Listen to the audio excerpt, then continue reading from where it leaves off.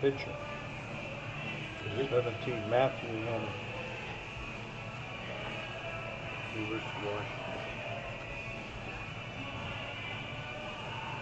Another one. Let's see. Oh, just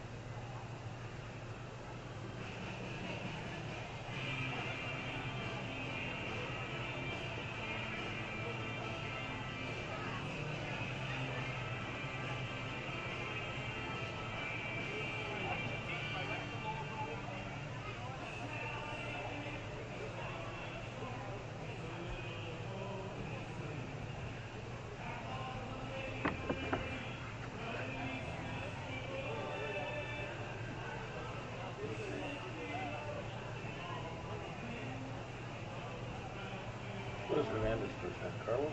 Carlos.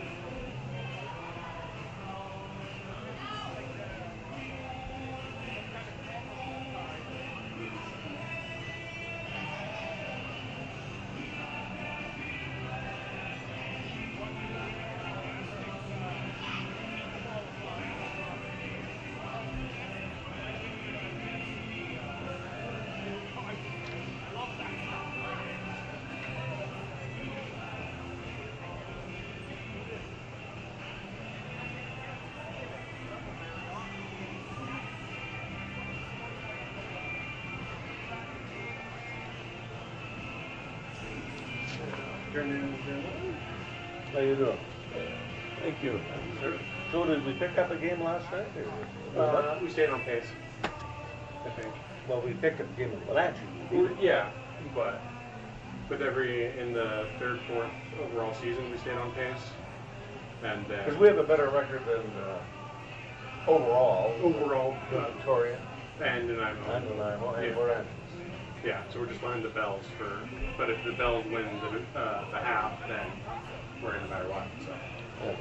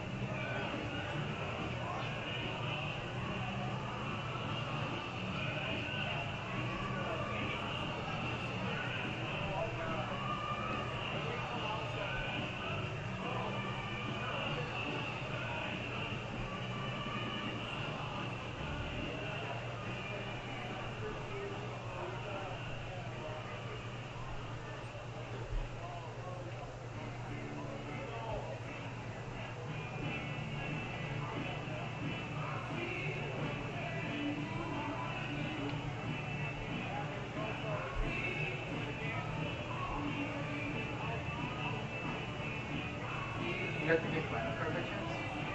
No, I've got it on here. I've got the proper one, and I don't have the picture. No, no, we got the same one, yeah. It's just because they're using nicknames on that. Well, I assume it's Hartman, Doherty, Floyd, Castanola, Perry, Curie, Bosco. There's a catcher, Bosco, that kind of screws up. Yeah. Who's your pitcher, do you know? That's a good question. Who's your pitcher? The radio guy will know.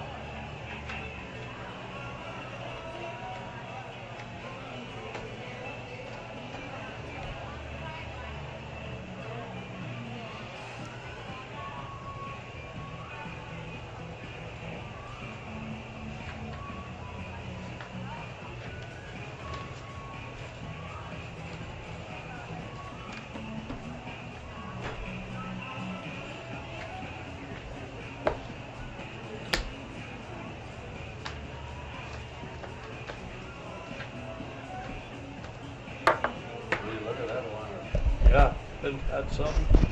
There'll be another one around 7, I guess. Any more?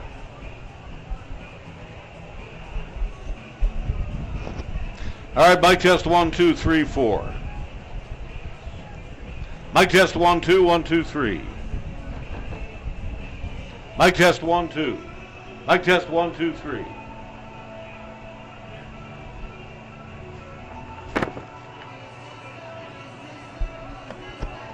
Mic test 1, 2. Mic test 1, 2, 3.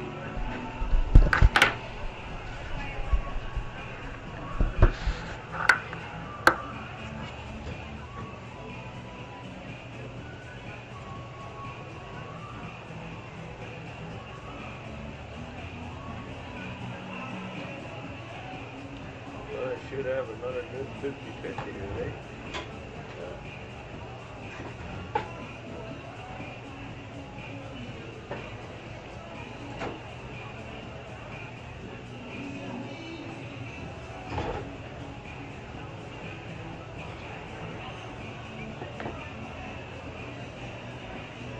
How often do you have to fill that? Once a day.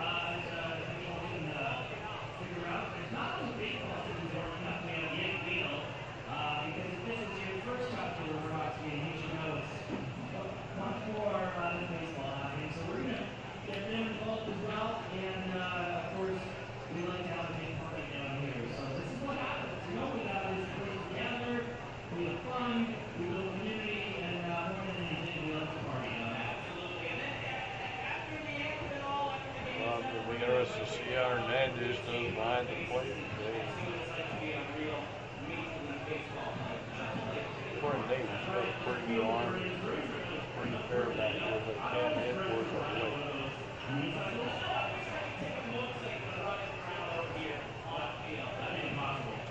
Always something they can't do. Yeah.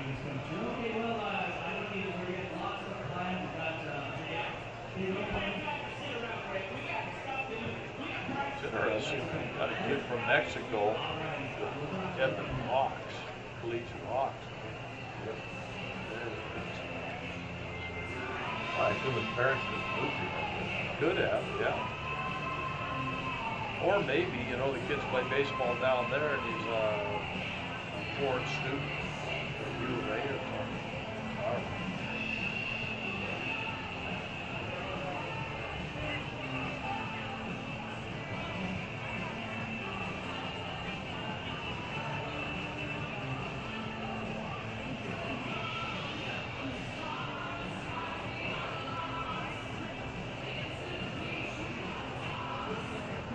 imagine riding one of those unicycles and bending down, picking those cones up like we do. You know, I'd be ass over deep.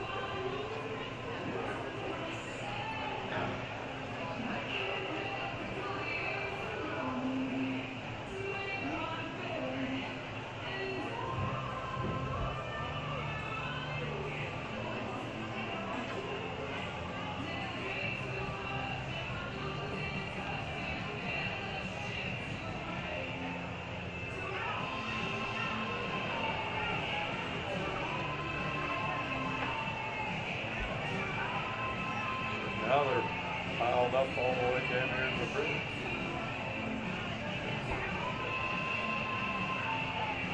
You know, why can't they use that Edmonton Park?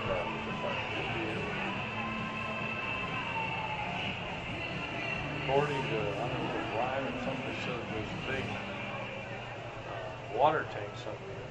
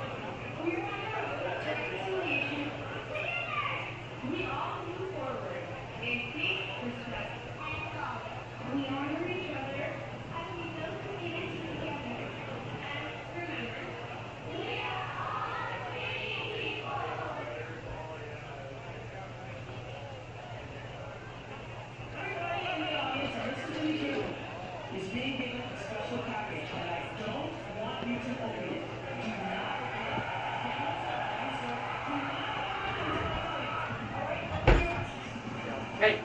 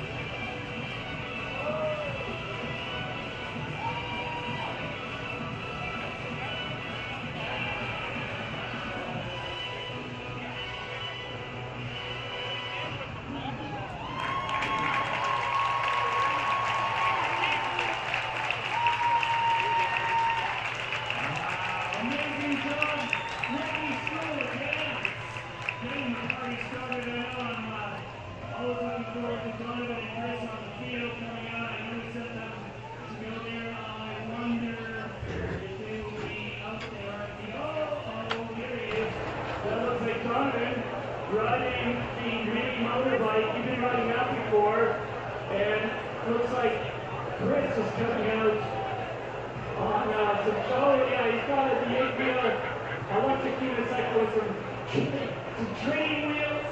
On that, I believe we got some penny farthings out there. It's all big wheels all the time. That is amazing as we make our way. It gets more crazy, Graham. What's behind the wheelies? Oh, here come the other electric unicycles from the 8-wheel, all making their way to the mound for the first pitch. I believe we probably have enough. Could there be any more wheeled vehicles that we can bring on the field? Because it is packed. Oh, no, I am wrong. Yes, making their way on the warning track.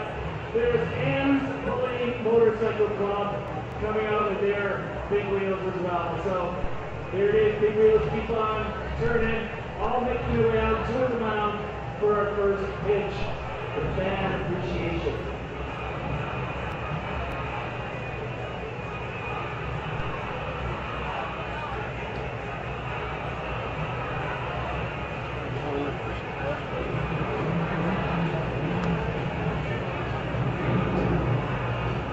It's a little loud in here.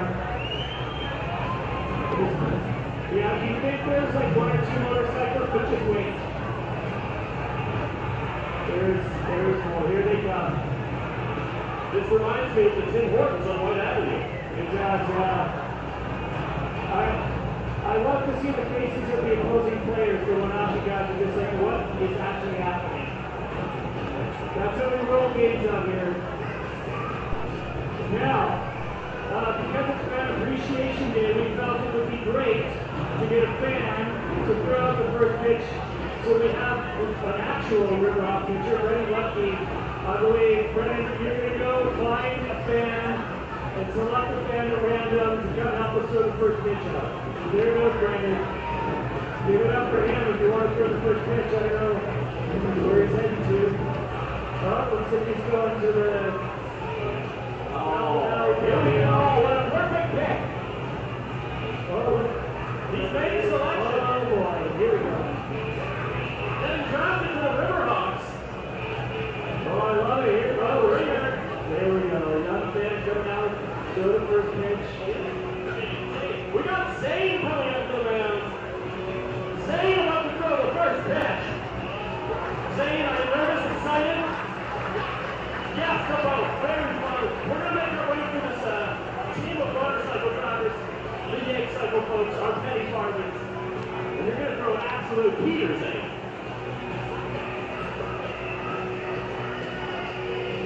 Champion for Zane. Zane.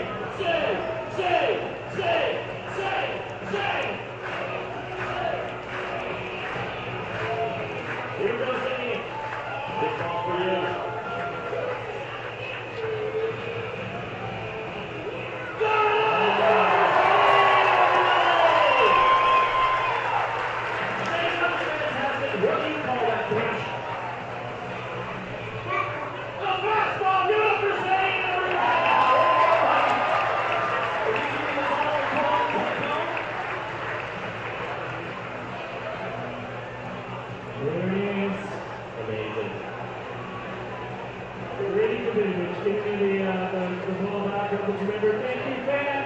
Thank you, Zane.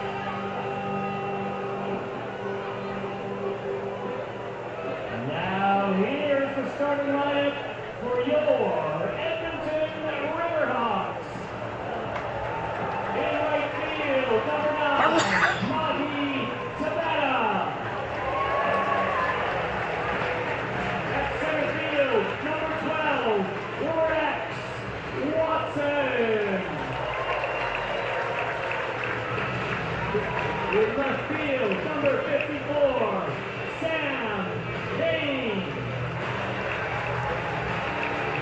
At first base, number 35, Trent Lehman. At second base, number 6, Paichi McCall.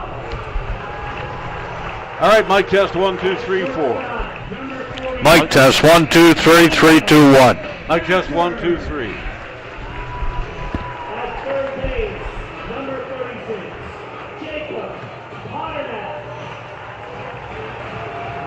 The catcher, number 11, Carlos Hernandez. The starting pitcher from Edmonton, Alberta, number 33, Galen No. Designated hitter, number 25, Trey Dunn. We also welcome back our opponents, the Wenatchee AppleSox, our umpires this afternoon. At first, Rob Allen, at third, Matt Beaudry, and behind home plate, Tyler Warren. Our baseball partner today is the Lackawanna Minor Baseball Association. Please help us welcome our backpage, Rowan Capula, Piper Ray, Norman Downs, Jake Seminak, and the guest coach, Cheryl Paredes. Now, please rise if you're able for the singing of the national anthem with our Taylor Stevens. Oh, can you see by the dawn's early light what so proudly we hailed at the twilight's last gleam, whose broad streets and bright stars through the perilous fight o'er the ramparts we watched were so gallantly streaming, and the rocket's red glare, the launch bursting in air, gave proof through the night that our flag was still there. Oh, sing us that star-spangled banner yet wave, for the land of the free and the home of the brave. All right, thank you, Taylor. Oh, Canada, our home and native land, true patriot love in all of us command. With glowing hearts we see thee rise, the true north, strong and free. From far and wide, oh Canada, we stand on guard for thee. God keep our land glorious and free. Oh, Canada, we stand on guard for thee. Oh, Canada, we stand on guard for thee. Thank you again, Taylor. Thank you, Riverhawks fans, for singing along. We're going to clear the bikers up. Bikers, get on your bikes. Cyclists, we're ready. All right. Bikers, get on there. Rev your engines. Give us a rev. Here we go.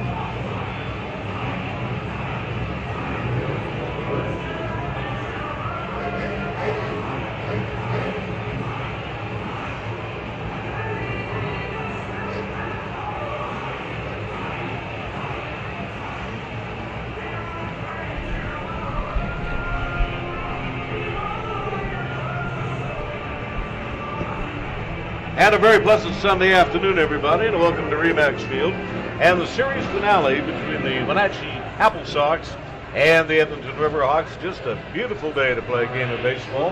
Not a cloud in the sky. Temperature at about 24 degrees centigrade. It's going to get warmer than that, 78 degrees Fahrenheit. As we look at the starting lineup for the AppleSox, starting nine is penciled in by manager Mitch Darlington. Brady Bean at second base, leadoff batter. Max Hartman in center field. Aiden Doherty, the right fielder, bats third. And in the fourth spot today, it'll be Evan Floyd, and they'll have him as the DH. James Castellona, third base today. Cannon Peary is the first baseman. Hitting seventh, he'll do the catching. Louis Bascarino hitting eighth. The left fielder, Matt Henning.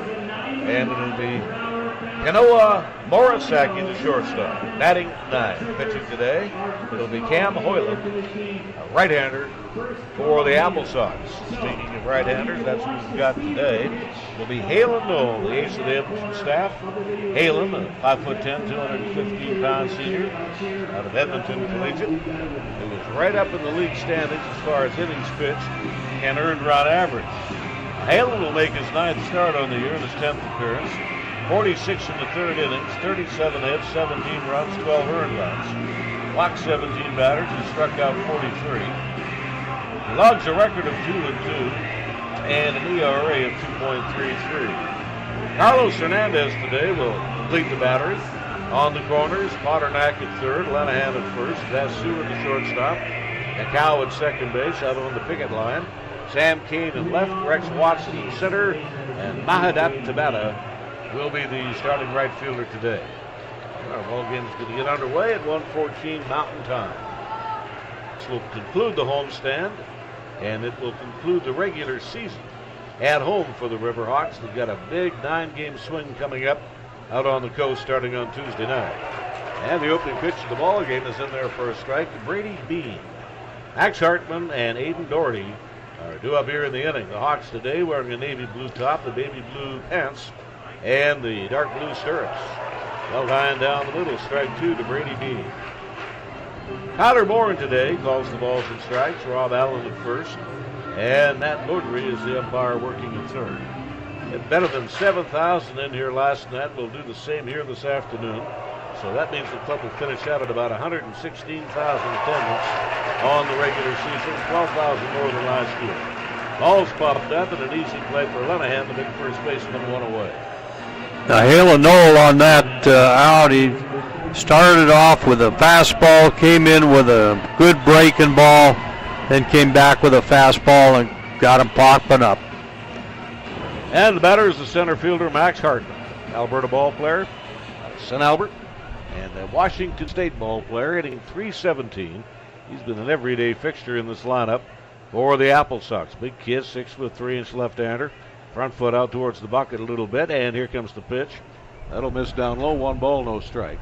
Hartman appearing in his 44th game, his 168 at-bat, got a solid .317 batting average. 167 ABs, as I said, 44 runs and a collection of 53 hits. 24 runs batted in. He's got 12 stolen bases and an .839 OPS. Count is even on Hartman and 1 ball, 1 strike. Tomorrow's going to be an off day. Then it's out on the road for the Hawks. They'll kick it off with a 3-game series in Victoria. 3 more at Port Angeles, which is just a very short ferry ride across the Strait of Juan de Fuca into the state of Washington. And then back with 3 more against the Nanaimo Night Owls. So, John, the Riverhawks have got an excellent chance of a playoff spot. They're playing 3 teams that they have to beat, and all you got to do is beat them. I mean, you're in the driver's seat. Here comes the 2-1 delivery. Down low. You're exactly right, Alan. That is the big thing. And you got to love it. At the end of the year, come up against your best competition that you have to beat to get in the playoffs. Just do it. Scores last night from the West Coast League. Everybody was in action, and the Ridgefield Raptors laid a whooping on the Cowlitz Black Bears, 12-2. The Portland Pickles lost to the Corvallis Knights in Corvallis, 7-4. Victoria Harbor Cats a 15-3 drubbing of the Kamloops Northpaws in Victoria. And Springfield also had a walloping game as they downed Walla Walla 16-9. And here comes the pitch, high and away, ball 4. Hartman is aboard. And Aiden Doherty will be the batter. Bellingham with a 4-3 win over Nanaimo, so that kind of did the Riverhawks a favor. Port Angeles Lefties had a 13-8 victory over the Falcons in Kelowna. And it was an 8-5 Bend Elk victory over the Yakima Valley Pippins. And the ball game here last night in front of 7,500 fans, the Edmonton Riverhawks squared the series off with a win apiece with an 8-2 win over the AppleSox. And they got timely hitting and they got outstanding pitching from the young starter. As the runner goes, here's the tag down. That's going to be a stolen base for Max Hartman. Got a pretty good jump. The throw was right on the money, right over the plate, and that is Hartman's 13th stolen base on the year. Now Hartman has shown us in this series some very good speed, both in the outfield and on the base path. Fernando Palencia last night threw 82 pitches, 40 in the strike zone. He got 7 innings under his belt. He coughed up 2 runs, and they were both unearned runs. Scattered 5 hits. He struck out 2. He walked a pair, and he hit 1 batter. 2-6, 2 and 7. The Wenatchee totals. 8-8, 1 and 8. The Edmonton totals. The Riverhawks opened it up with a 5-run 6th inning, including a 2-run single by Potternack, a line drive up the middle. Here the count is a ball and a strike. Halen Knoll comes set and delivers. Fastball fouled away. Halen Knoll has fairly good fastball, excellent curveball, good cutter, and a pretty good slider. And he's up against a mighty tough hitter, Aaron Doherty. And the numbers don't lie. In 36 games, he's batting .343. They can swing the bat here, this ball club. A team batting average for the AppleSox of .289. .289 hitters as a group. And the pitch is on a bounce to the plate. Hernandez body blocks the pitch. We've got a team ERA of 4.63. The Hawks with a .276 team batting average and an earned run average at 4.28.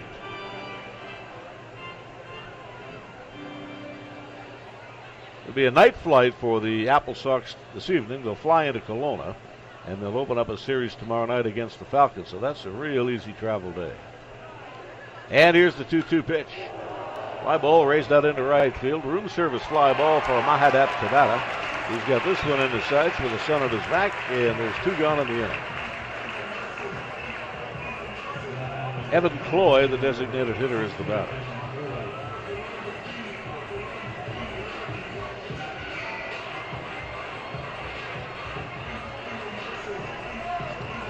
starting pitcher last night, and he drew a no decision,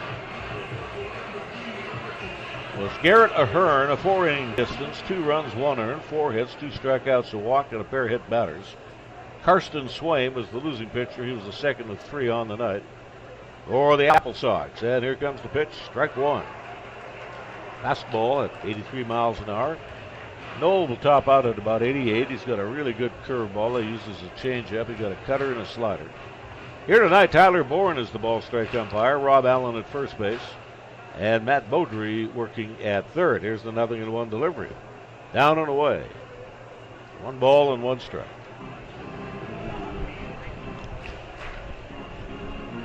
On the season, the Riverhawks are 8 games better than 500. They're 26-18. Wenatchee is 29-50. And the best record overall, the Corvallis Knights at 34-10. And just another outstanding season by that group of ball players, a lot of them out of Oregon State University, ply their trade in the summertime, including the first pick overall in the draft, a Corvallis Knight. And there's the soft curveball, swing and a miss, 1-2. Wenatchee is the leader in the North Division in the second half, 11-6 record, and a 1-game lead on Bellingham, 2 up in Victoria, 2 up on Nanaimo, and 2 better than the Port Angeles Lefties. They've certainly picked it up in the second half. They had a dreadful first half, but they're above 500. 9 victories against 8 losses. And the breaking ball misses. Turned that one over, a spinner at 85 miles an hour. The poorest record in the league, the Kamloops Northpaws at 13-31. Not going well. They're 2-8 in their last 10. Walla Walla at 14-30, 5-5 in their last 10. And again, the best record, 34 victories, 10 losses for the Corvallis Knights. Evan Cloyd is the batter up, the DH, right-handed hitter. And the pitch to him, he got a piece of it and fouls it back.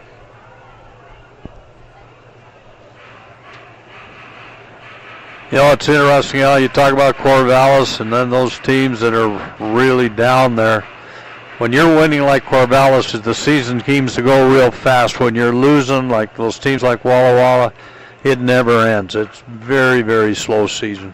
It's the dog days of July. 2 balls, 2 strikes. Hartman takes his lead off at second base. Drawn infield is fully back. There's the ball. It's lined up the middle, and that'll score a run. Hartman rounds third. He comes in to score. On a 2-2 pitch to Evan Cloyd. Nice, easy swing, level swing. Didn't try to do a whole lot with it. And he lines that bullet up the middle, and it's a 1-0 lead here for Wenatchee. The number 1 pick overall was out of the West Coast League. It was Travis Bazana, out of Oregon State, and he was part of that Corvallis ball club. And he is now the property of the Cleveland Guardians. 53 ball players drafted out of the West Coast League this season, 13 more than last year. And last year was a good number, 40 ball players. 1-0 lead, here comes the pitch. And Hernandez comes out of the crouch, his right arm is cocked, he looks his man back at first base. James Castellona is the hitter up the third baseman.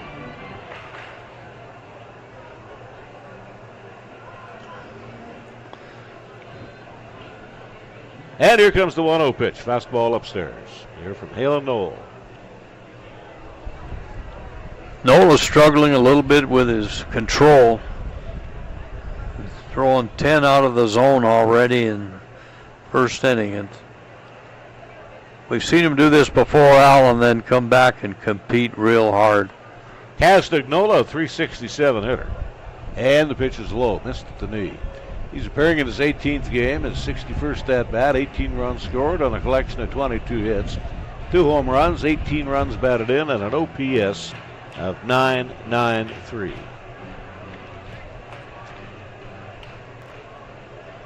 And here's the 3-0 delivery.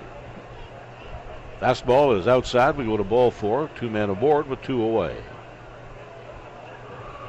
And Cannon Peary will be the hitter. They can swing the pole, this ball club. This guy's hitting .347 in 29 games, 98 at bats. He's played at 24 runs, 34 hits, 30 runs batted in, and he's got a little bit of speed, 9 stolen bases. The Hawks sit at 109,612 in paid admissions, 7,263 here last night. So they're already 5,000 ahead of last year's totals. Well, the club set a new record for attendance, not only with the club, but with the league.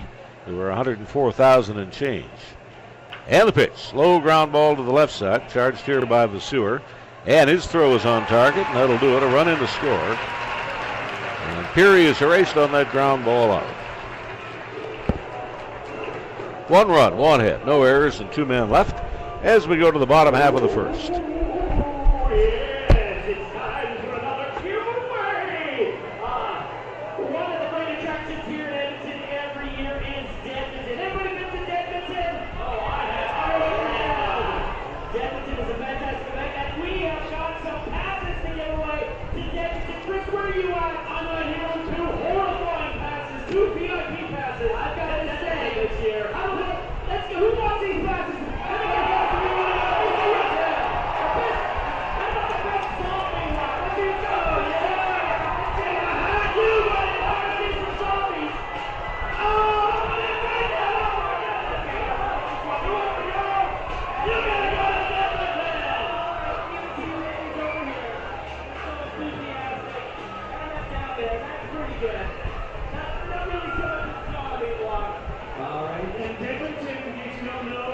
Starts a little bit early, September 27th. Yeah, all the way until November 5th. And don't forget they moved. They're now a little farther east than that.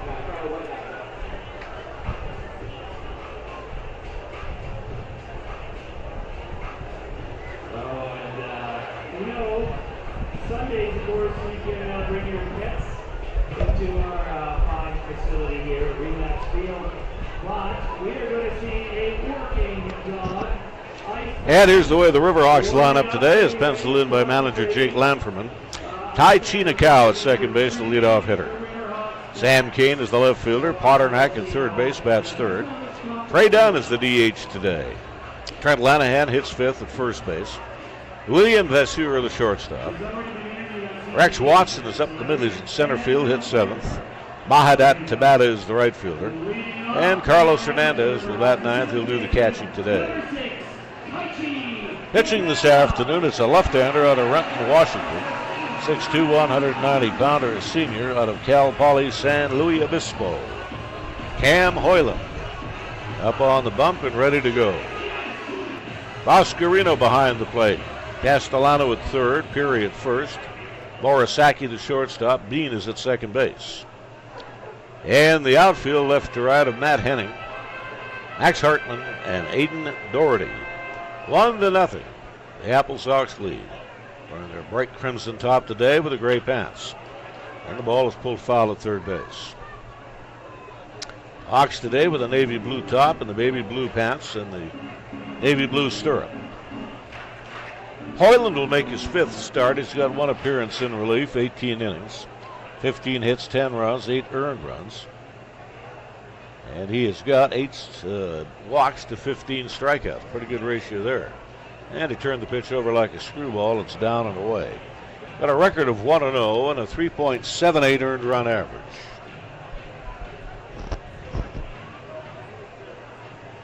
And here's the 1-2 delivery.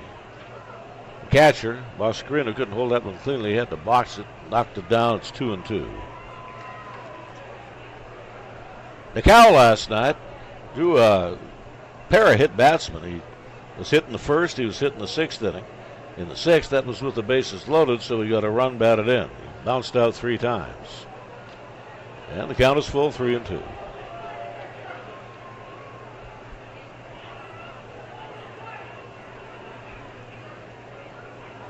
And here comes the pitch.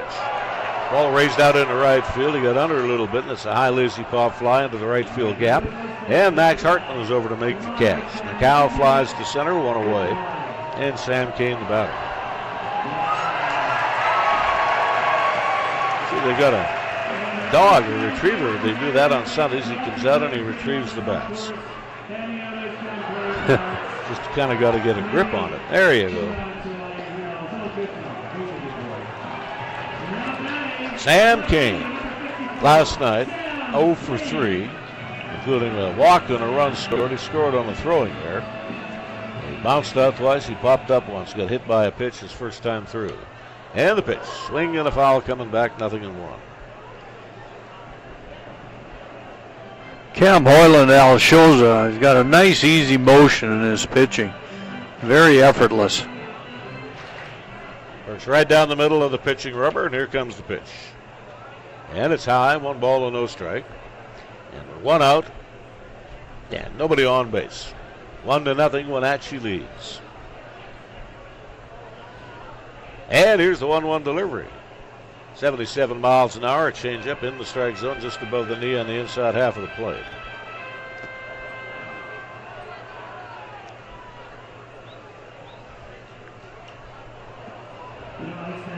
Tomorrow's an off day. Tuesday, the ball club will saddle up bright and early. A direct flight into Victoria to kick off a 3-game series with the Harbor Cats Tuesday, Wednesday, and Thursday.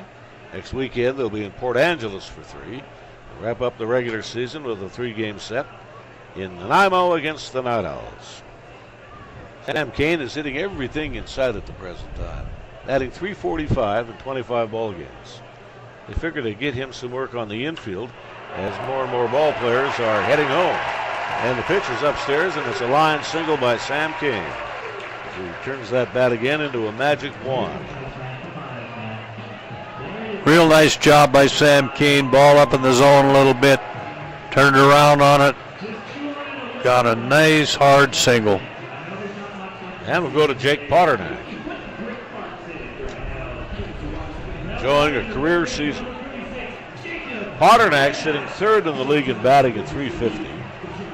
The leading batter in the league is Easton Edmonston of Bend, and he's hitting .390. And the pitch. Potternack goes around on the changeup. Justin Skransky of Ridgefield hitting .353, and again Potternack hitting .350. And Potternack now leads the league in RBIs. He's got 40. Aiden Dowdy of Wenatchee, who's playing here today, right behind him with 39. That ball's popped up. Short right field, might clear the infield skin, and it does. And the second baseman Bean races over, makes an over-the-shoulder catch. Potternack was out in front of that pitch a little bit. Dropped his shoulder on that, got under it, and popped it up to second base. The hit leader in the league is Jeremy Giesich of Port Angeles, 61 total hits. Potternack has got 57 in the second spot, and Nate Kirkpatrick of Bellingham with 56. No doubt about it. Potternack is going to be on the team selected for the All-Star team. There's no All-Star game. It's already been played, but he'll be one of the best players in the league this season. 1 ball and no strike here to Big Trey Dunn. And he's a long, tall drink of water. Right-handed batter. Kane takes his lead off at first. He can motor a little bit, and here comes the pitch. Hoyland overthrew the fastball. It was high, and it backed up a little bit on him. Lanahan, the on-deck hitter.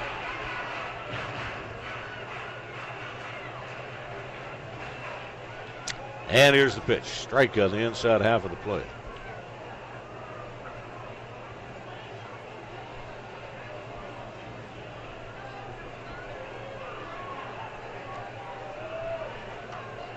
And that'll miss down low, ball 3.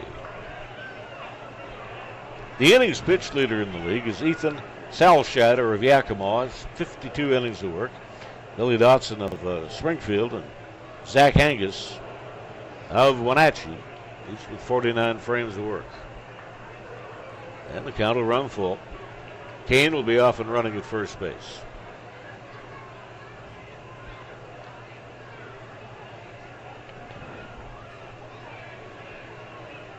And from the stretch, here comes the pitch. Turned that one over real nice. Circle change up, swing and a miss, gets it done. 1 inning over, and it's a 1-0 Wenatchee lead.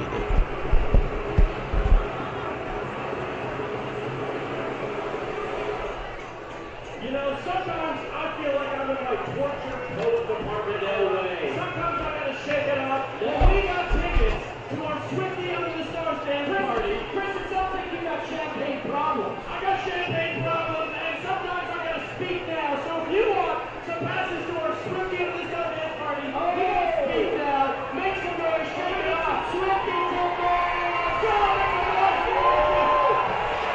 Swifty tickets!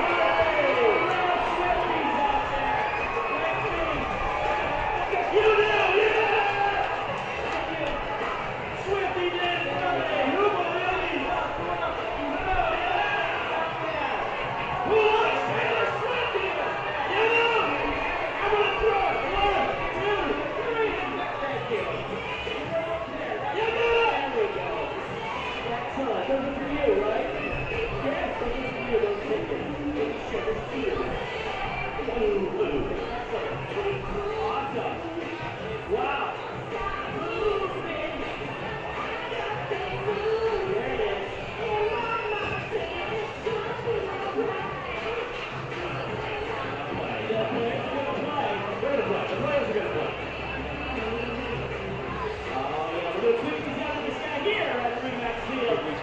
Still some tickets available August 17th. So get your tickets now. It's going to be a fantastic night. Bring your Swifties jersey if you got one, please.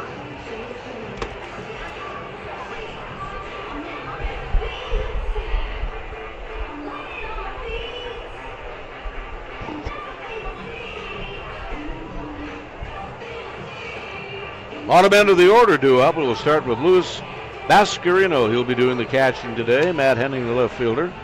And Kanoa Morisaki, the shortstop. 7, 8, 9 batters here to face Hale and Knoll. Up in the major leagues today, the Blue Jays lead the Texas Rangers at the end of 6 in Toronto, 7-1. And it's the Twins in the middle of 7, a lead of 3-0 on the Detroit Tigers. Ball game being played in Detroit. Knoll leads the man off with a fastball strike, 0-1. And it's the Mariners up on the White Sox 6-1. That has got play in the bottom half of the 5th inning. Final today saw the Tampa Bay Rays defeat the Cincinnati Reds 2-1 at the ballpark in Tampa Bay. Popped up foul and out of play. The Orioles 6, the Padres 3 in the top of the 6th inning. Guardians lead the Phillies 4-3 in the bottom of 7. And the Braves, a 7-0 lead in the top of the 7th inning over the New York Mets at the ballpark in New York. The Brewers 2, the Marlins 1 on the bottom of 3. And the Mariners in Chicago lead the White Sox 6-1, and they're on their way to a series sweep. Dodgers 3, the Astros scoreless, playing the top half of the 6th inning. Here's a kind of a ball and 2 strikes on Bascarino. He tops the ball, he got out in front of it, and it's a dribbler foul to Chalk at third base.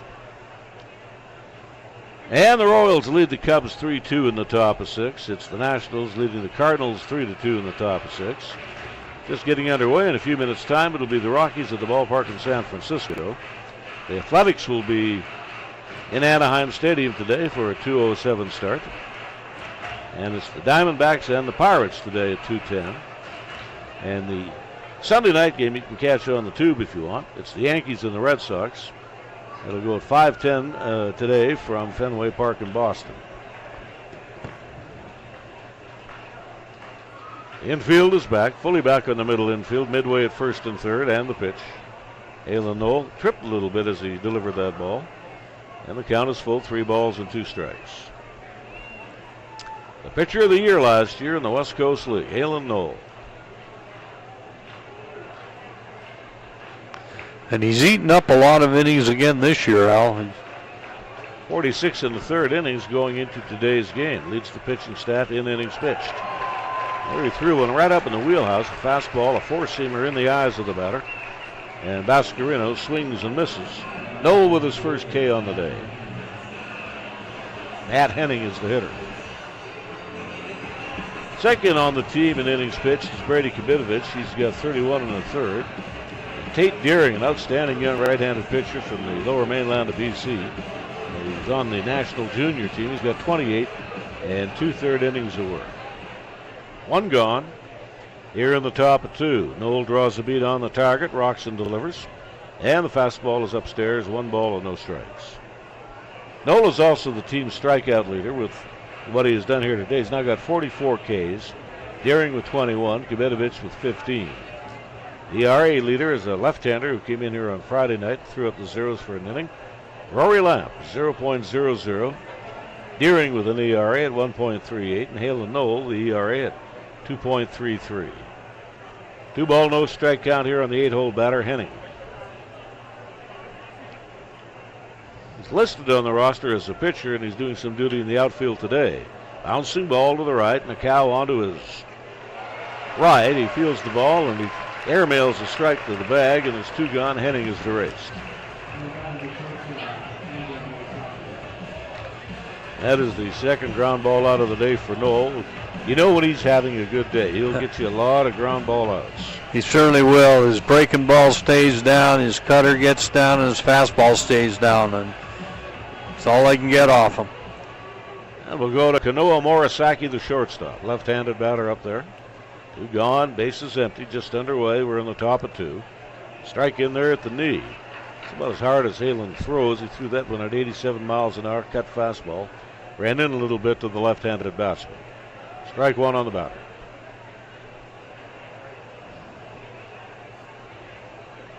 Noel kicks that left leg up, and out of that drop and drive delivery, cranks the right arm over. And he split the plate with a fastball right down the dish. Strike 2.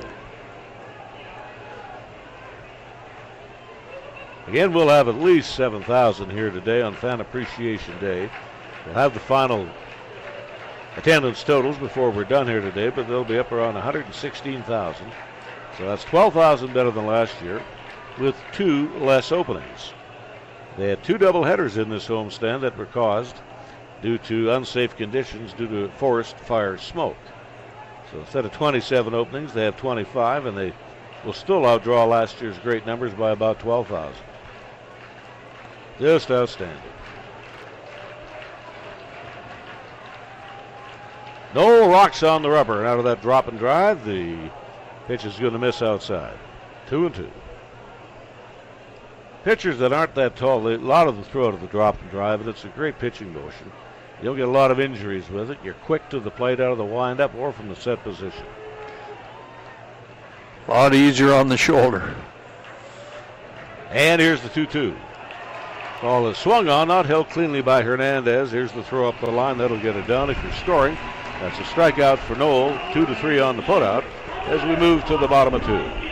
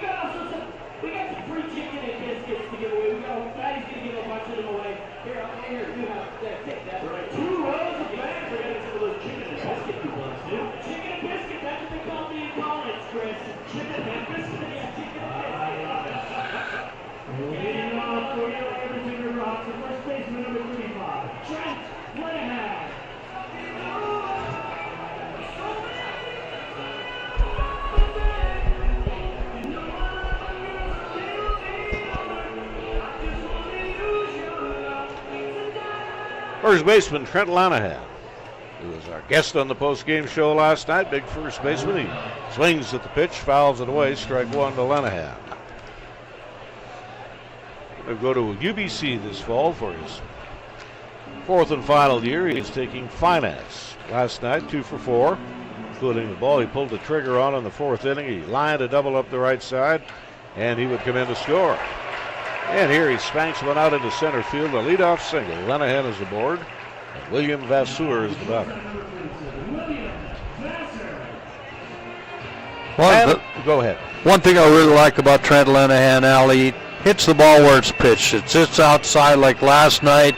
He hit that double to the opposite field. Tonight he pops that one out into the basically center field for a base hit. That's the second knock of the day. Now you can make it 3 knocks. A hanger out over the plate and a line drive base hit to left field. And William Vasseur is aboard as the Hawks now have got the tying run in scoring position. Well, we wouldn't do what we are doing today if it wasn't for the great fans. So this is the way for the Riverhawks to say thanks for all that love and support. that you show this ball club, and a host of giveaways today. Rex Watson is the batter.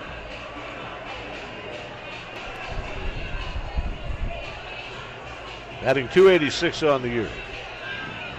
That outfield today of Kane, Watson, and Tabata, in terms of catching fly balls, that's just about a major league outfield. Here's the pitch, and Watson shows the bunt, draws the bat back. Pitch was not on the strike zone. 1 ball and no strikes here to Rex Watson.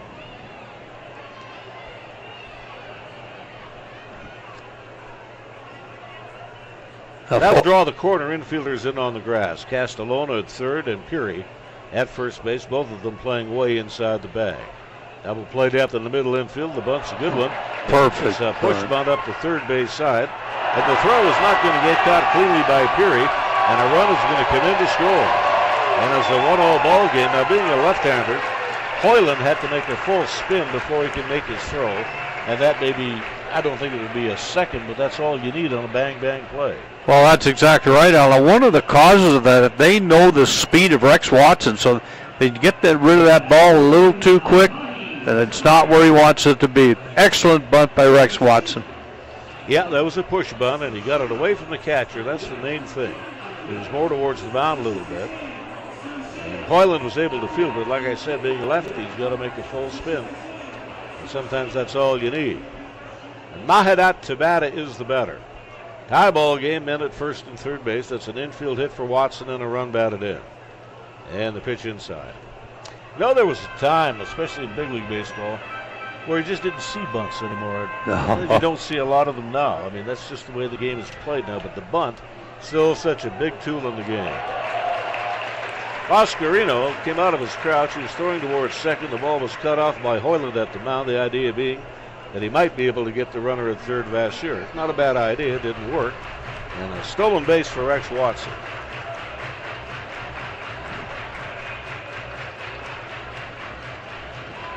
Out of a ball and a strike on Tabata. If he puts this ball into play up the middle, it'll play to run. They're going to play that middle infield fully back. And the ball is popped up off first base, down the line, over the dugout roof, and out of play.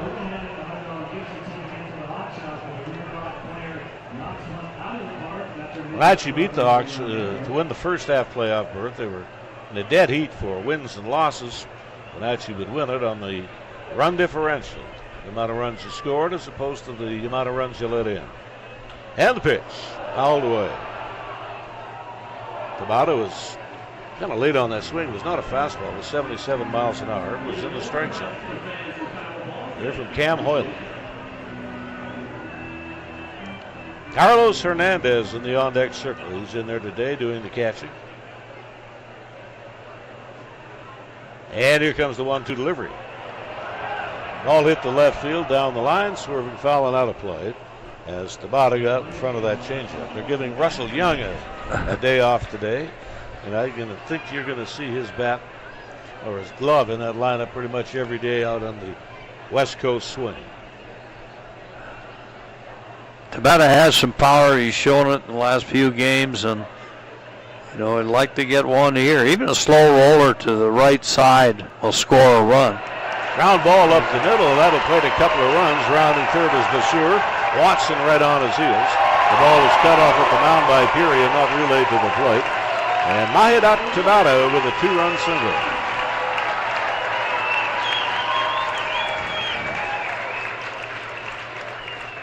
And he got that one in his sights. He lined a bullet to the left of the shortstop Morasaki and into center field. It's now a lead of 2. It's a 3-1 ball game here in the last of 2. And Carlos Hernandez will be the batter. Everyday catcher this spring for the Edmonton Collegiate Hawks. And they put him into service with the big club, the Riverhawks. Out of Aguascalientes, Mexico, 5'10", 180-pounder, Edmonton Collegiate catcher. Handles pitchers pretty well, Al, and he's got a very good arm. He's a good catcher, throw guy. 1 ball and no strike is the count. Here's the pitch on the way. And it's a little high, 2 balls and no strikes. 29-15 record for the AppleSox, 26-18 for the Hawks. Nice inning starting up here. A man aboard, nobody out. Hernandez is the batter, checks the swing, and he takes a strike.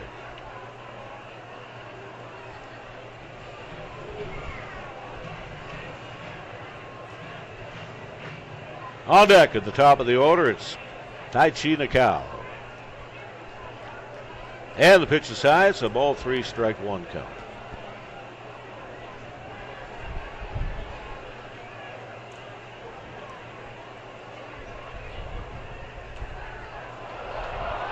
Nada takes his lead off at first base. The pitch is a swing and a foul coming back. 3-2.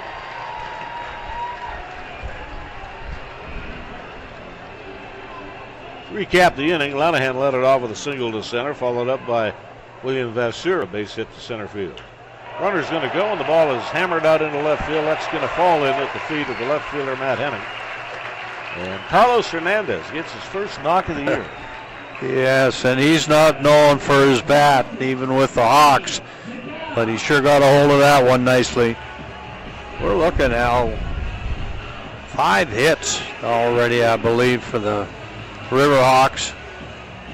That'll bring Mitch Darlington out to the mound. Second half standings in the league. In the South, it's Ridgefield at 14-4 and a half game lead on Portland. Corvallis a game and a half back. They're the first half champs, of course. 12 wins, 5 losses in the opening half. Oh, this is the second half, I beg your pardon. Cowlitz Black Bears at 6-11. Yakima Valley sits at 5-12. Walla Walla 5-13. And the Drifters from Springfield are 4-13. They played the Edmonton Ball Club tough here at the start of this homestand. 3 games played, and the Drifters won 2 of them. Well, that meeting at the mound has been concluded, and Taichi Nakao is the batter. Under a pitch his first time along, hit a pop fly into center field. And here comes the first pitch to Nakao. He shows the bunt, draws the bat back, and he takes the belt high strike. I would not be a bit surprised if they do bunt here. Again, nobody out. You got men on first and second. Put that ball down third base. And the Cow's got such good speed, Al. He could beat out a bunt. And here's the 0-1. It's a bunt. It's a push bunt. Pretty good one. There's going to be nobody, I don't think, at first base. Yes, there will, as Beam comes over, the second baseman. So that's a sacrifice to move the runners over. 3-4 in the putout. And Beam just did get to the bag. They did. Real nice job in the bunt. The reason he went to first base side, we've got a left-handed pitcher in there, and he's fallen off the mound to the third base side. So he put it down first base. Taichi Nakao with a sacrifice bunt. Sam Kane up there on a 1-for-1 day. It's out in front of a changeup, pulls it sharply foul to third base. Strike 1 to Sam Kane.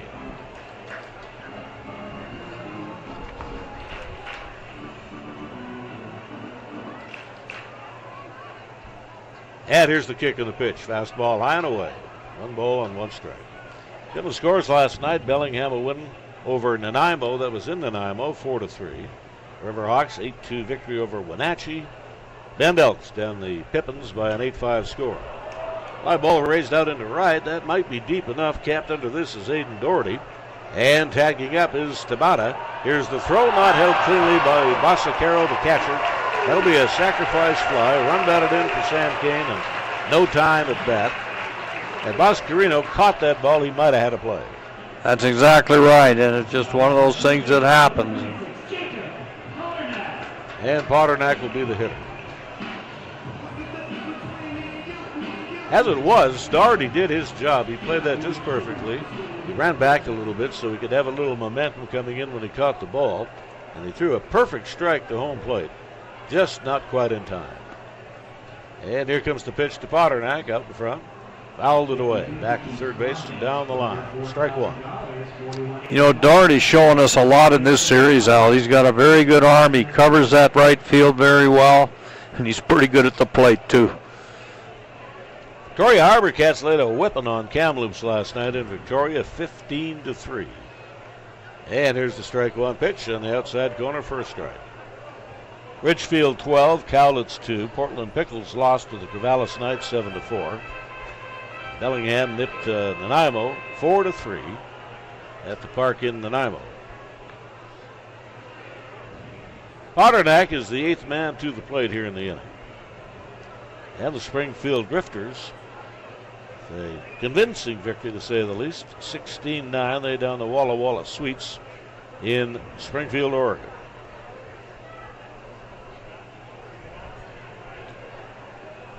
.78 miles an hour, that circle changeup missed down and away. Go to 1-2 on Potternack. We got action in the AppleSox bullpen, right-hander warming up. And the 1-2 pitch, fly ball out into right center field, out in that right field gap. They call that the 9-hole. Coming on over is Hartman. He'll make the running catch, and that will retire the side. But 8 men come to the plate, and that's a good inning. 4 runs come in to score as we move to the top of 3.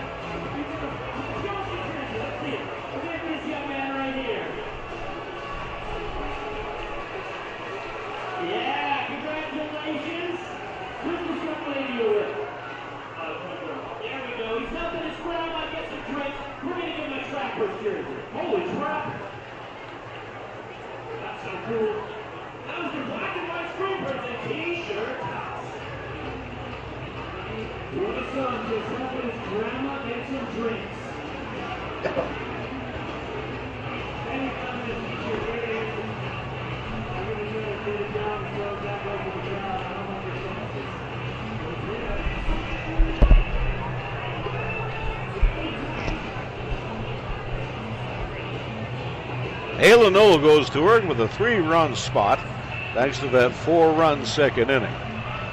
And Brady Bean, the second baseman.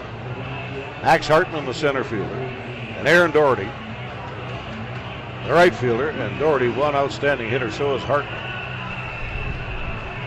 Bean not so much. He's batting $143. So you know Noel knows that. This is the guy he's going to go after.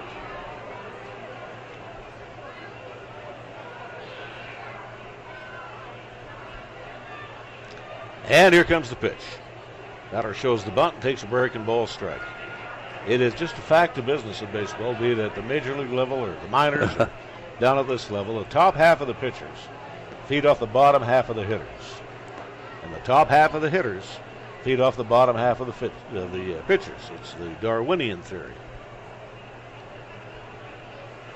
You're a major league ball player, and you mess up 7 times out of 10. In other words, you're a 300 hitter. You'll make so much money you won't know what to do with it. That's just how hard it is to hit a pitch ball. Out in front of the pitch is Bean, and he bounces it foul to Potternack at third base. You know, the number of pitches today, Al, it used to be, Ted Williams used to say the sliders, why there would never be another 400 hitter. Now you got the cutter, and these guys are all changing speeds well, too. Slow ground ball to the shortstop's hole, and there to make the play is William Vasseur. That's why I always say you want a big target at first base. The throw was high. Lanahan caught it, came back down on the pillow. He really did, and he's a tall young man, 6'5", and he stretched all of it out there to catch that ball. Max Hartman drew the walk, stole the bag, and came in to score in the first inning. And the Hartman family's got to be happy. The younger son was drafted, a late round draft choice, but drafted nonetheless, I believe by the Atlanta Braves. And the young Hartman is now with the national junior team as they get ready for a big late season tournament. And that is something to aspire to get on the national junior team. It really is. And, you know, you look at it, Tate Deering for the Riverhawks, he played on the junior team. I mean, it's special to get on there. And boy, you better have some talent or you're not going to get on there. Strike one here to Hartman. Noel draws a beat on the target, kicks that left leg up and delivers. And he threw a backdoor curve, 82 miles an hour on that spinner, right on the outside corner. That was a surgical pitch. Best you can do with that if you swing at it is hit the ball on the ground and who knows where it'll go. But it's not an easy pitch to hit the backdoor hook. And here's the 0-2.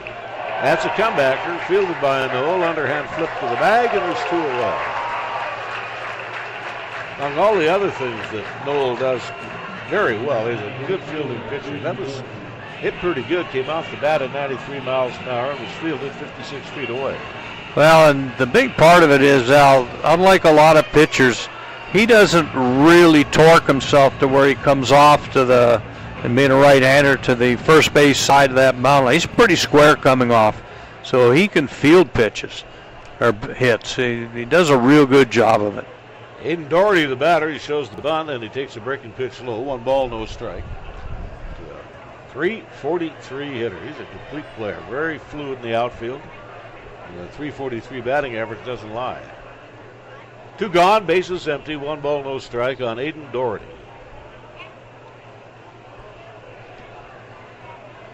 Now Doherty from the University of Connecticut. Temperature as we speak, 25 degrees centigrade. That is 80 degrees Fahrenheit. One of the other things you can do here on Sundays, if you want, you can bring your dog to the park.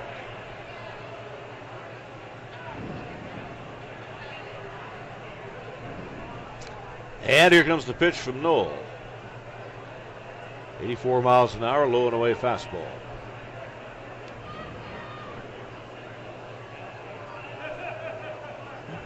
Six in a row have been set down by Noel, including 4 ground ball outs. Here's the delivery and the pitch. That's in the strike zone. Right umpire today being Tyler Bourne, and the count will go to 2-1. You know, between the Western Canada League, the West Coast League, and midget AA, AAA, and all this stuff, these umpires can make themselves a nice living as a part-time job. They get a lot of work in. Ball's popped up, short right field, and on the run is Mahadat Tabata. He should have let the second baseman, Nakao, take it, and the ball falls in for a bloop single.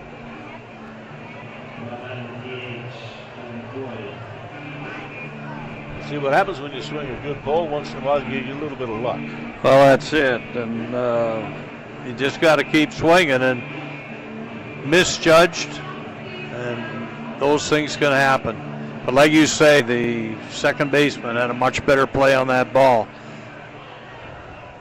And Evan Cloyd, the designated hitter, knocked in the lone run of the game for the AppleSox. A line single up the middle. It scored Hartman in the first inning. Runner is on the move. Here's the throw from Hernandez. No tag by Nakao. He went to the front of the bag and just concentrated on making the catch. So Doherty holds in a scoring position.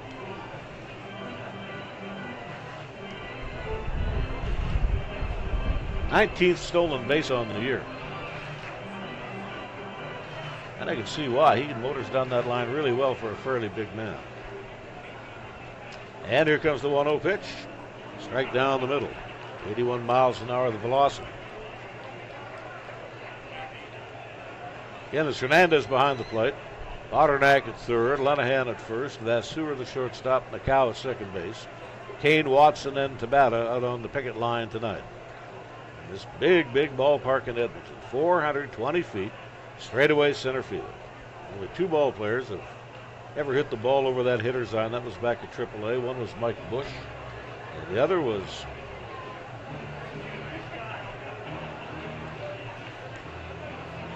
Mike Kadire, who just finished out his big league career just a couple of seasons back with the New York Mets. And did Cuddy have some power? I'll tell you what. 2 balls, 2 strikes on Evan Cloyd.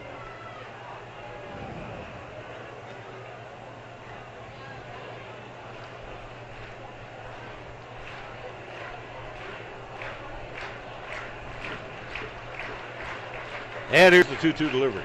Ground ball, right side. Knocked down by Lanahan. He'll come up with the ball, touch the bag, get the unassisted put out, no damage done. 2.5 over and a 4-1 Edmonton lead. You are in for a spectacle. Are you not entertained? We are about to entertain you with a little stuff we call a baby race. Wow. We have got, I don't know, Chelsea Morris is here for money today. How many babies are in your race, Chelsea? 8 babies. Let's line up the parents. We are going to use your children as a spectacle here today. This is really optimistic. Let's get a little bit closer here. That's a lot of ground to cover. Okay, get things right up in a straight line.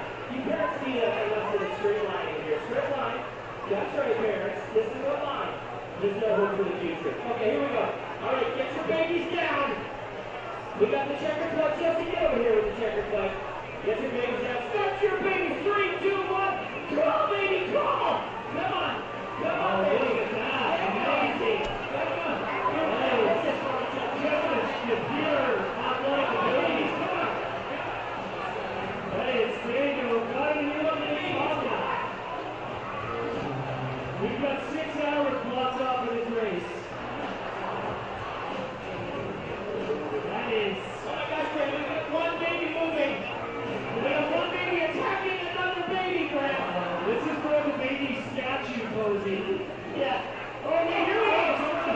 Oh, we have some movement. We have some movement. False alarm.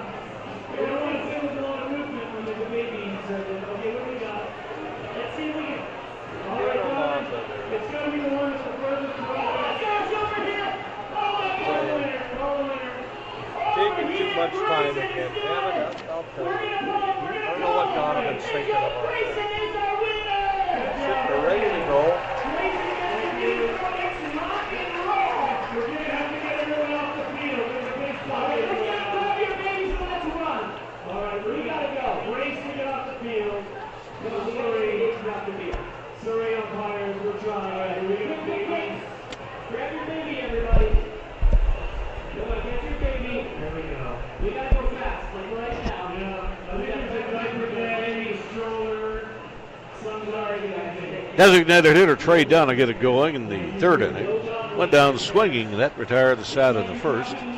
And there's another one. That's another first for me I've never seen before. They had a baby race out in short right field. A couple of infants. Wow. They pull every stud here, don't they? Get the families in the park. There's a swing and a foul coming back. Nothing in 1 to Trey Dunn. Trent Lenahan and William Vasseur are due up here in the inning. 4-1, Edmonton leads. 4 runs, 6 hits. For the Hawks, 1 run on a pair of hits. For the AppleSox. And this left-hander, Cam Hoyland, kicks that right leg up, drags the left arm over and throws a strike. It's fouled away, 0-2. It was interesting, Al, in the 2nd inning, how it was the middle of the order through the bottom of the order that got those hits and just did a real good job. And here comes the pitch, ground ball to the right side, plugging this off as Bean, the second baseman, and he falls as he made the throw, and safe at first base is Trey Dunn. That was good range by Bean, away to his glove-handed side, lost his footing as he made the throw, and that'll be a hit. Yeah, as he made the throw, his feet kind of slid and just throw off target. And we'll go to Trent Lenahan. The Sox did have a right-hander up and throwing last inning. They've got another right-hander up and throwing now, probably the same guy. He has yet to be ushered into the ball game. And Mitch Darlington, the field manager, who has really done a nice job here in 3 years with Wenatchee. All 3 years he's had playoff clubs. Put another nice ball club together this season. Hoyland will stay in to go to work on Lenahan. Every Sunday this season, that is puppy love happening out there.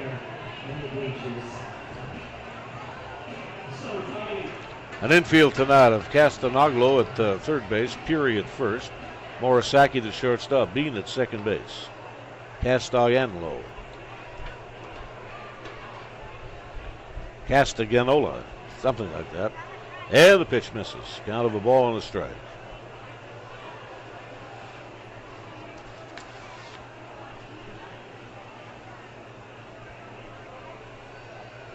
Castagnola, the proper pronunciation of that name. Ground ball wide of third. Castagnola up with it. On to second. Being the pivot man, and the throw to first is not in time for turn two. And Dunn went in on that middle infielder like a bowling ball on a 10-pin. He sure did.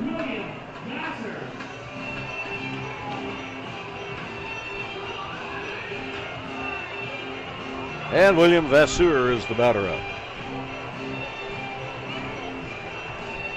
Now this is going to be Vasseur's last game with the Riverhawks. He head back to school. He's really had a good season, both in the field and at the plate. Out of Fort Collins, Colorado, down in the Denver area. Big kid, 6'4", 215-pound sophomore out of the University of Memphis. Double play depth in the infield. Here comes the pitch. And that is low. We go to 1 ball and no strikes.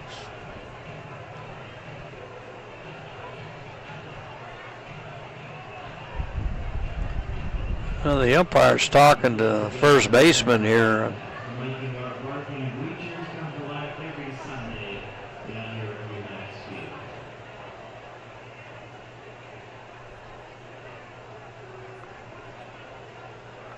Lanahan was involved in that discussion. He's got his foot on the bag. He'll now widen out a very short lead at first base. Ball 1, strike none to Vasseur. And the pitch. There's Lamb the ladder with it. Found the strike zone, 73-mile-an-hour changeup, about belt high.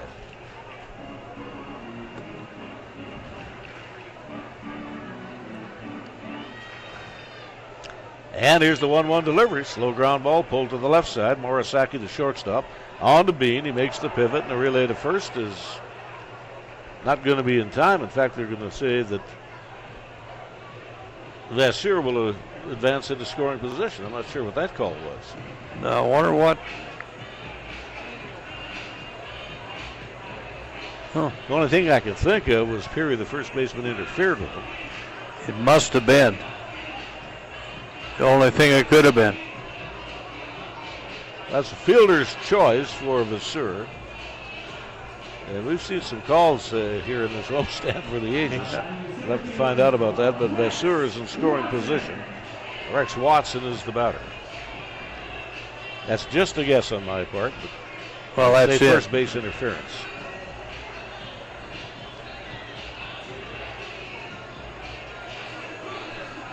Which means an error will be charged.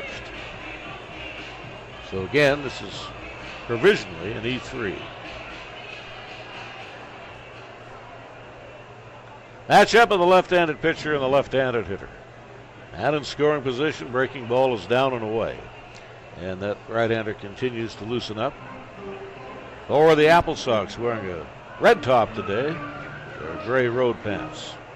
Box with their navy blue top, light blue trim, light blue trousers, and the blue stirrup. 1 ball and no strike on the batter. And the pitch. Flared foul up the left side and out of play.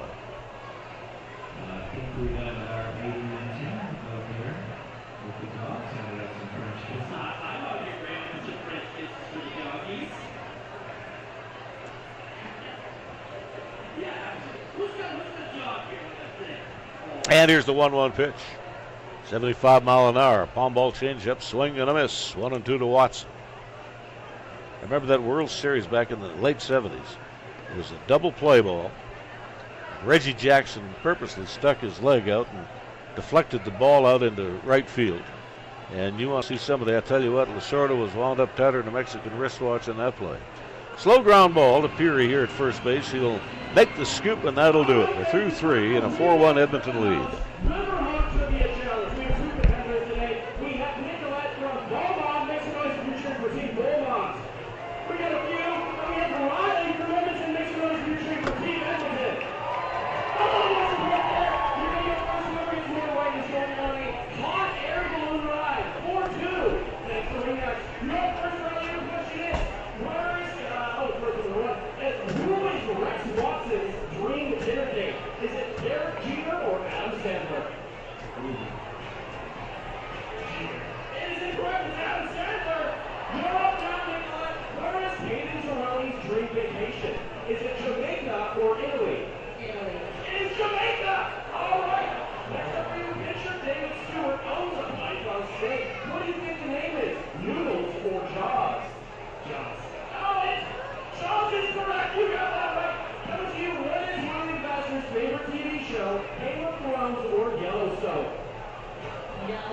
Yellowstone is correct. We're going to do a contest. We're going to come down to this. How many years seasoned first baseman Brett Lenahan has been playing baseball for? Whoever's closest wins. What number?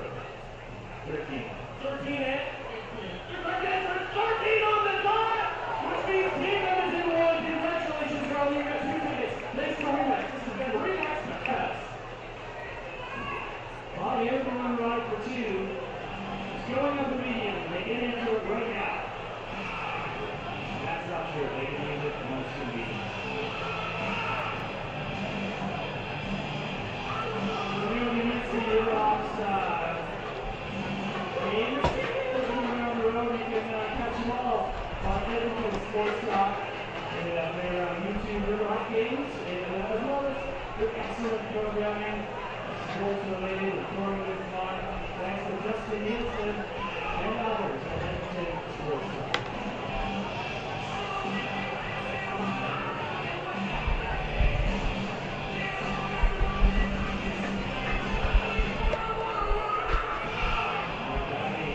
Castagnola, the third baseman, leadoff hitter.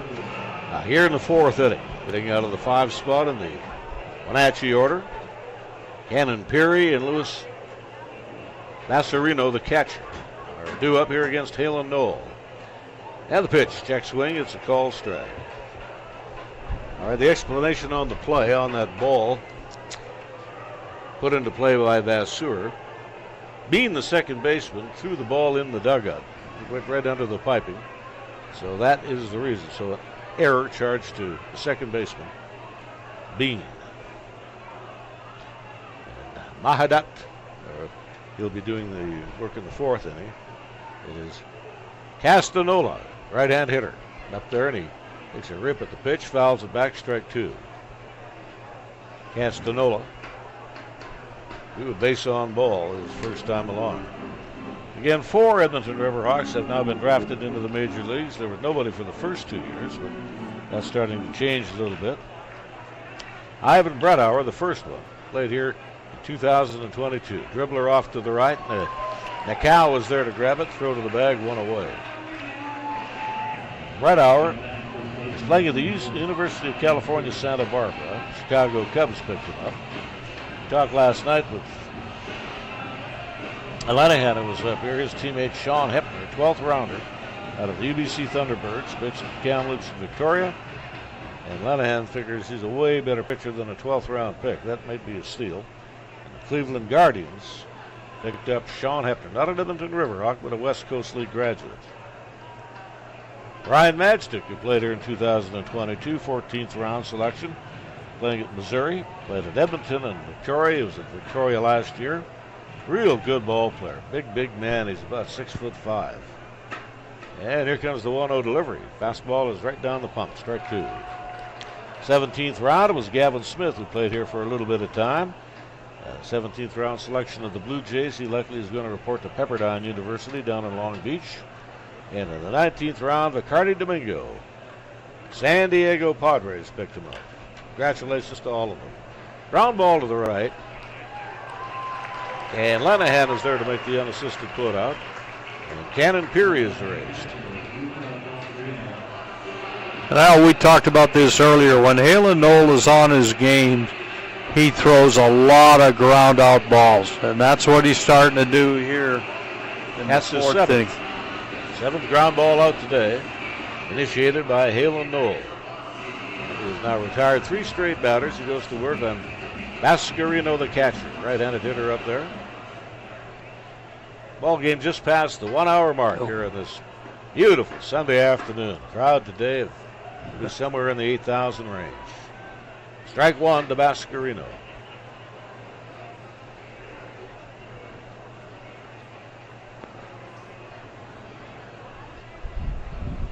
Batting .287 on the season, and Halen Knoll was up just a wee bit high. Catcher Hernandez had to abandon his crouch and stand his left hand up, and he still couldn't bring that ball in. There's no way.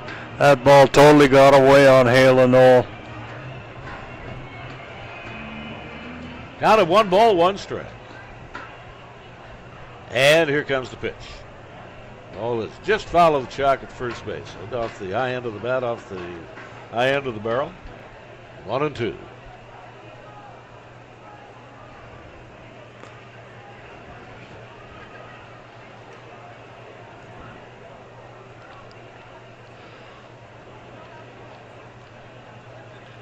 Knoll toes the rubber off the immediate first base out of the pitching rubber, and the pitch too high. That'll bring it around to 2-2. Infield of Vasseur at short, Macau at second, Paternak at third, Lenahan at first.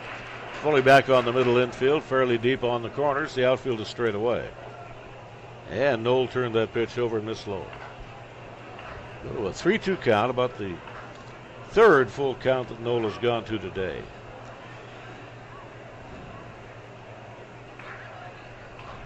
Last year we saw with Hale and Knoll, his out pitch was really his breaking ball, good curves. This year it's more the cutter.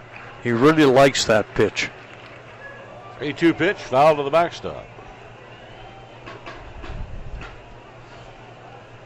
Elsewhere today in the West Coast League, Kamloops in Victoria, Wenatchee, of course, here in Edmonton. Bellingham is in Nanaimo. I'd assume a lot of these are going to be day games. Richfield and the Cowlitz Black Bears.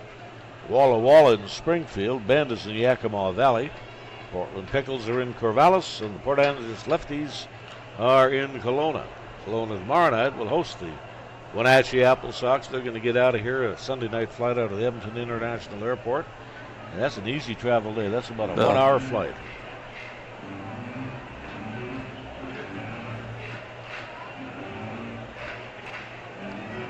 Yeah, they'll have a good rest before they get into that game. Lined up here by Knoll, and here comes the pitch. Just missed low. Ball 4 here to Mascarino. Second walk of the day issued by Knoll. And Matt Henning is the hitter.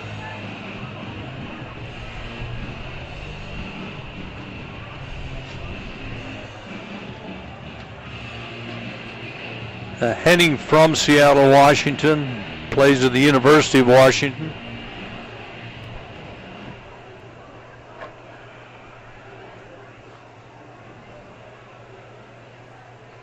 And here comes the first pitch. Fastball strike. Tyler Bourne today calls the balls and strikes. Rob Allen at first. Matt Botry is the umpire working at third. 2 ground ball outs to get things going. Castellano bounced to second. Perry to first. And Mascarino drew the base on ball. Here in the top of 4, and the pitch is low. Hernandez had to box that pitch, couldn't pick it cleanly. 1-1.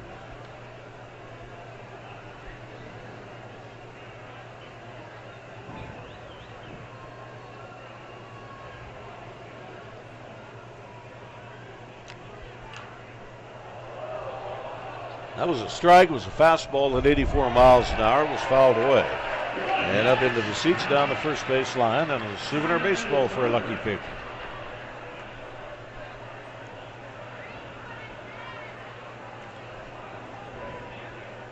They rub up 4 dozen baseballs a day to the umpires. Now in the Pacific Coast League, for whatever reason, it was 5 box of balls, 60 balls in total. They do 48 here in the West Coast League. And that ball is whipped foul down the line on a run and hit play. Down the line and right.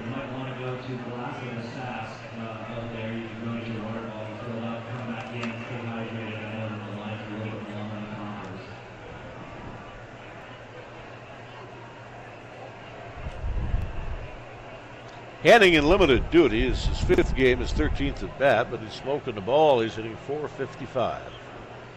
And here's the 1-2 pitch to him. Down and away. Got a run. He's got 5 hits, 4 runs batted in.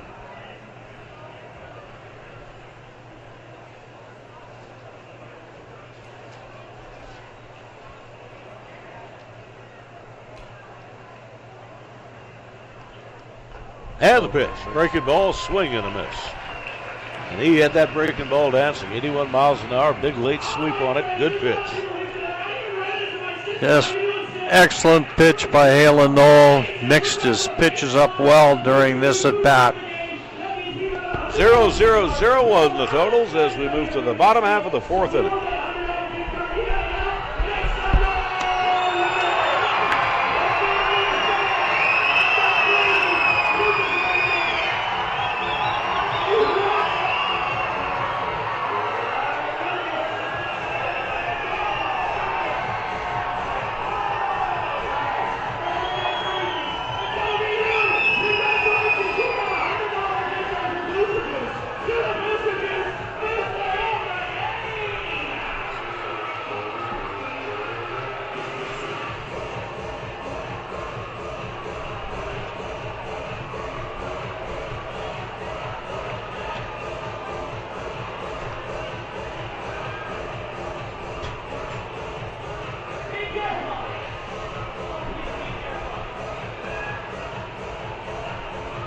Major League scoreboard.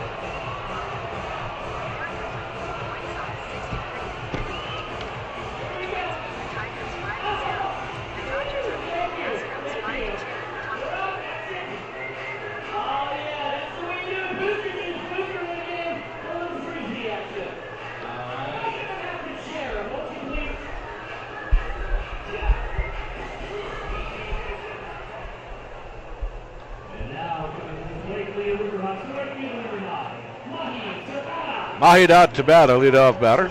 He swung a good pole in this ball game today, knocked in a couple of runs with a base hit up the middle. So he is 1 for 1 on the day. Tabata. Carlos Hernandez and Tai Chinacao are due up late bound here in the last of 4 against Cam Hoyland, who faced 4 batters in the 3rd inning.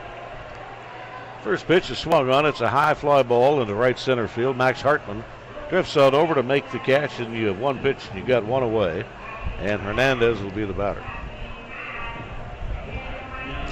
In the major leagues today, Minnesota Twins 5-0 victory over the Detroit Tigers in Detroit. After 8 innings, it's the Mariners leading by 3, 6-3. At the end of 8, on the White Sox on the south side of Chicago. And it was the Dodgers. They are leading a 5-2 score in Houston. That's after 8 innings today. Tampa Bay Rays a 2-1 win over Cincinnati. The Orioles in the bottom of 8 lead the Padres 6-5 in interleague play. The ball that's roped out into right field for a base hit. And Carlos Hernandez, who had not had a hit all year, has now got 2. He's having a good day. And he is. Went with the pitch and hit it hard out into right field. Cleveland 4, the Phillies 3, that's the final. And the Blue Jays had their hitting shoes on today, a 7-3 win in Toronto over the Texas Rangers. Braves 9, the Mets 2, that's the final. Brewers lead the Marlins in the bottom of 6, score is 6-1. Top of the 8th inning, the Cubs up on the Royals 4-3. Bottom of 8, it's the National and the Cardinals 3 apiece. And the A's and the Angels are just underway at Anaheim Stadium. And there's no score in the ball game playing the 2nd inning. Tai Chinacao with a 2-ball, no strike count. The AppleSox with the right-hander heating up in the bullpen. And the pitch is on a bounce to the plate. Got there by the catcher, Boscarino. He had to pick that one out of the dirt. Ball 3, strike none.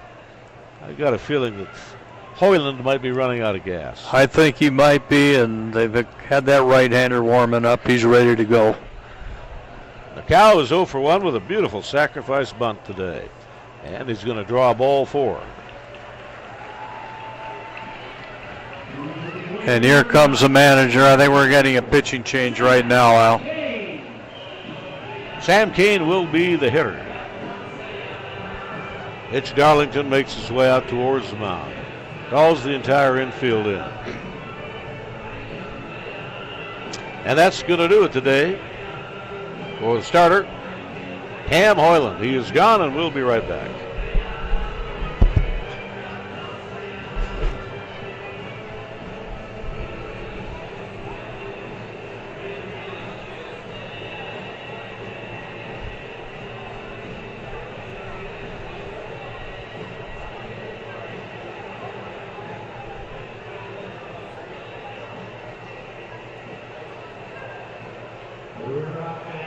Breaking news.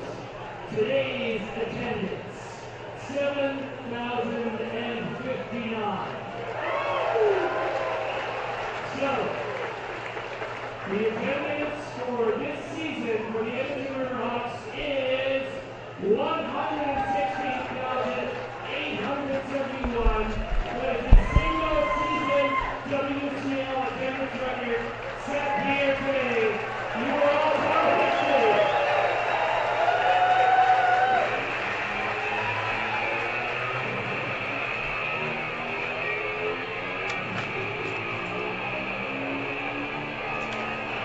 Who's in? Jackson Campbell.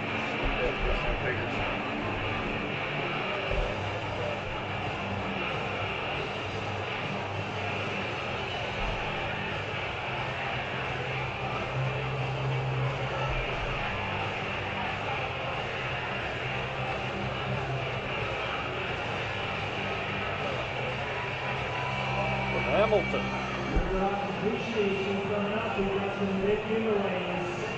So make sure that you trust it. Very happy to be coming down to the field, run the bases, meet players. It's a lot of fun. $1,000 watch? That would be great. $1,000 watch giveaway. That's big.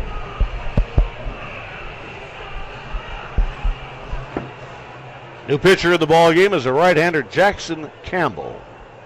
And at first and second base, one gone. Sam Kane is the batter. Sam shows the bunt, takes high and wide, 1 ball, no strike. Campbell makes his 10th appearance in relief, 17 innings, 17 hits, 13 runs.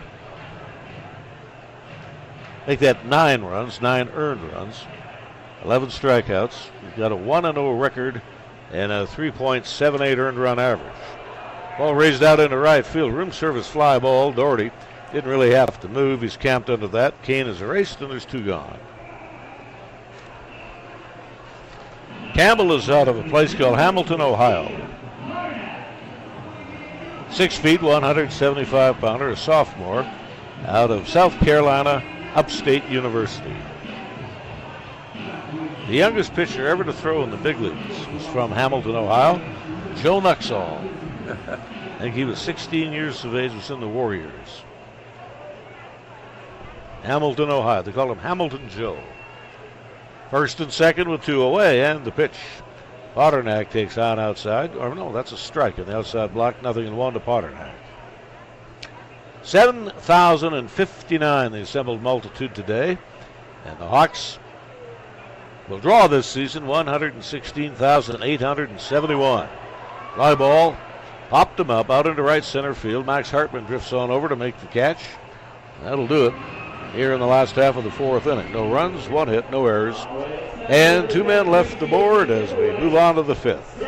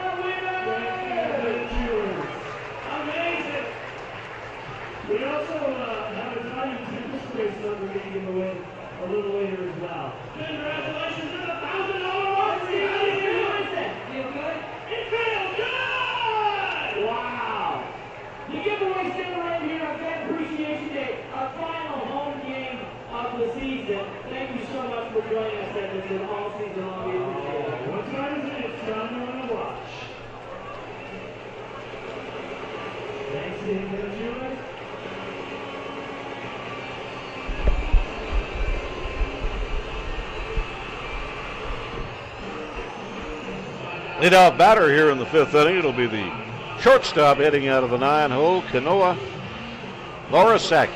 Left-handed batting shortstop. We'll have Brady Bean and Max Hartman due up in the inning. Lorasaki struck out his first time through, hitting .289 on the year. Paternak's going to play him up wide of the bag at third. Lenahan midway at first. Woolley back on the middle infield. And here comes the first pitch. Strike in the outside corner. 85 miles an hour with a fastball here from Halen Knoll. Totals are complete on the starter today. For the AppleSox, Cam Hoyland, 3 1/3 innings, 4 earned runs, 7 hits, 1 strikeout, 1 walk. And except for the second inning, he did a pretty nice job. But Edmonton was lightning in a bottle, and Lenahan with a leadoff single.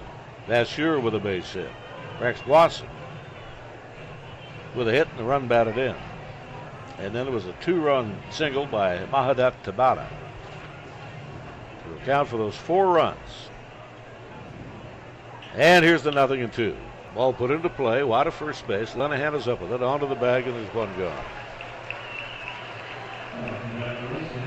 A couple of scores in now from the West Coast League. Kamloops and Victoria are 1 apiece in Victoria this afternoon. That's in the 2nd inning. Scoreless between Bellingham and Nanaimo in the bottom of 2. And Ridgefield has a 1-0 lead in the bottom of the 1st inning on the Cowlitz Black Bears. And it's going to be Brady Bean, the second baseman. 0 for 2 afternoon. Popped up, and he is ground out. And here comes the pitch, and that's off the glove of catcher Hernandez and onto the backstop.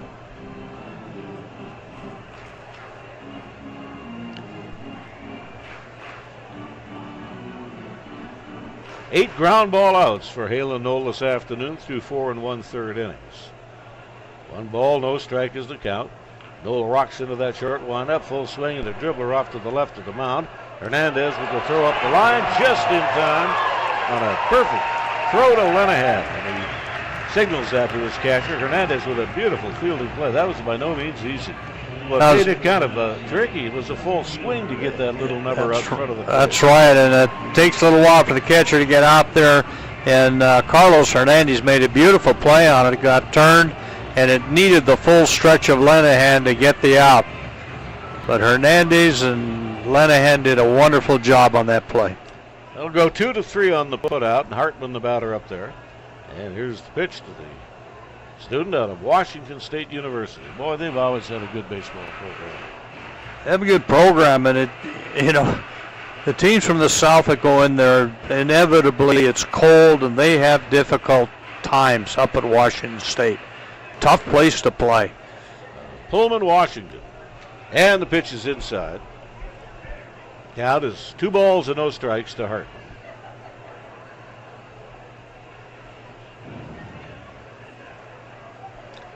So there's another ground ball out for Halen Knoll. 2 ground ball outs here in this top half of 5. And the 2-0 pitch is on the way. There's another ground ball out as Tai Chi Nakao drifts over to his right just a little bit. And he airmails that one right on target to first base. 4-3 on the putout, retires the side.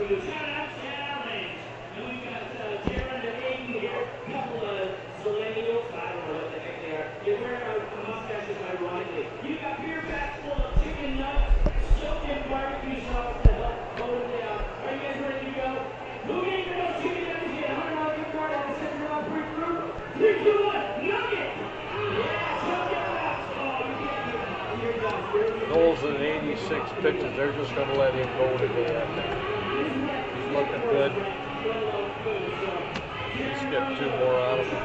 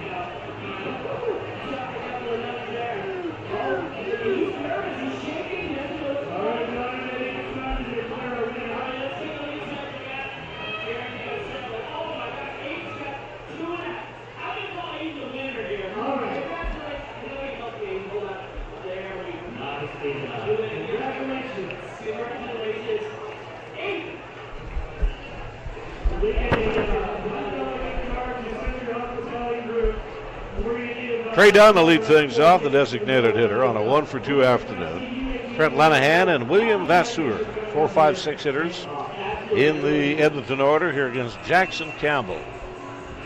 Right-hander coming on to pitch in relief of Cam Hoyland, the left-hander who started the ball game today. And the pitch inside the Dunn, 1 ball and no strikes. Again, 7,059 here in the ballpark today. In over 25 openings, the Hawks have drawn a new franchise record, 116,871.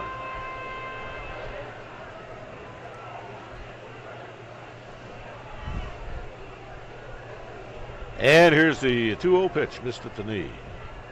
Now leave it up to your mathematical skills to do the division and find out what our per game average was. It's well over 4,000. 3 balls, no strikes.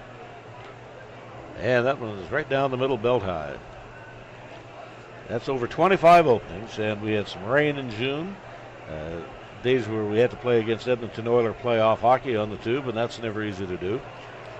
So it's not as if this ball club didn't have their issues. 2 games were called due to unsafe conditions due to forest fire smoke in this homestand alone. You know, it's interesting, Al. Can you imagine if the weather was like this all season, what they'd draw? Just tremendous crowds. Really, the only limitation they have is their parking. And here's the pitch. Breaking ball, swing and a miss. Big rip taken by Lenahan. However, they find a place to park. They really do. This is not a city that relies a whole lot on rapid transit here at this ballpark. It does at the football stadium and the hockey rink, but not here. If you want to get here, you got to drive a car, drive a bicycle, or walk. And it's 0-2 to Lenahan.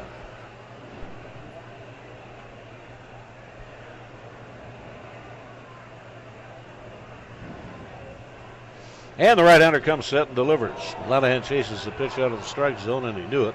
Breaking ball at 80 miles an hour, down and away, about a foot off the plate.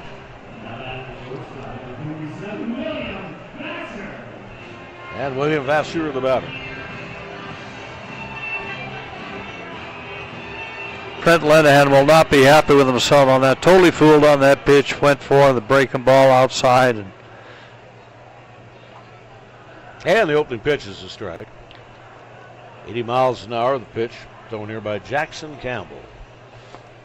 Out of a little town, a suburb of Cincinnati. Hamilton, Ohio.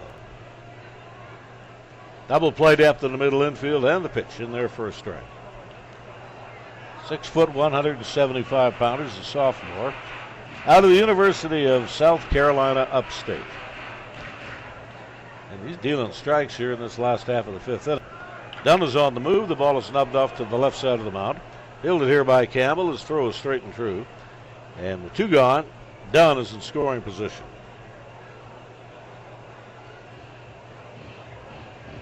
And Watson will be the hitter.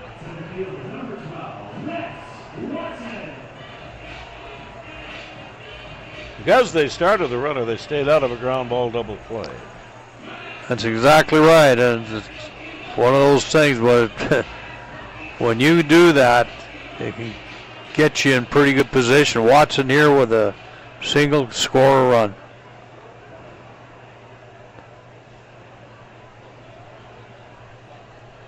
And Campbell is ready to go. The pitch, fastball on the outside corner. Called strike. It's 0-1. Watson batting .286. In 32 ball games, this will be his 107th at bat.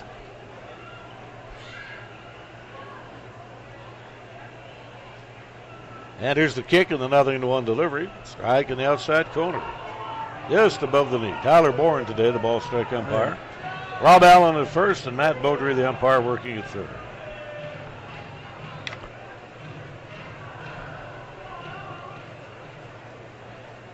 .26 degrees centigrade with the sun beating down on the fans this afternoon.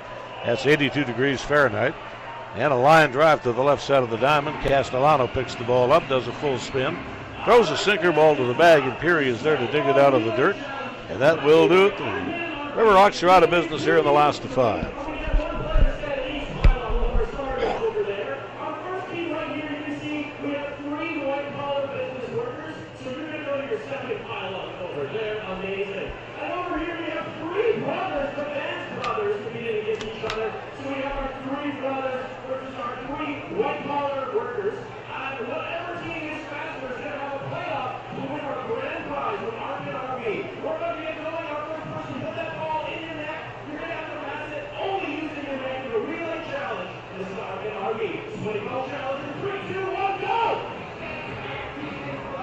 I find it interesting watching this pitch off of those 2 calls.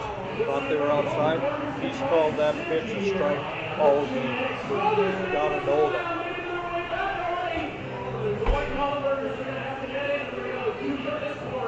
wow, that's an odd. Wow, yes. They have it. Brothers are struggling with their final man. Where's the Bennett brothers? The three of them. We're going to be playing out in the finals. Let's get all three brothers over here. We're going to be competing out for our finals. Great try. Whatever. Let's steal that with you. UHF Pro One Ball Hockey Ball style. Whoever can land closest to me is going to win our $2,500 RV rental packages for all of you. You will be right there. You each have a chance to win our first brother to roll. Whoever gets the ball to stand closest to me is going to win that $2,500 prize. You go first in the white shirt. Here we go. Throw number one. Make it stand right where I am. In 3, 2, 1, throw it. All right, you're about to be eliminated. Out of time. One of the two that likes this person. Here we go. Very close. Now, third one. Let's see who's up. It's brother number 3. You just won a $2,500 package from RV. You got a week long trailer rental. You got a meat smoker. You got good friends with your brothers. How does it feel to be a sweaty hard? On the afternoon, 10 ground ball outs off the right arm of Halen Knoll, 2 pop-ups, 2 strikeouts, a couple of walks, and he has twirled a 2-hitter through the opening 5 today. And Aiden Doherty, who's got one of those 2 knocks, is a leadoff batter. Good ball player. Swings a nice pole. He's got some speed, very fluid outfielder.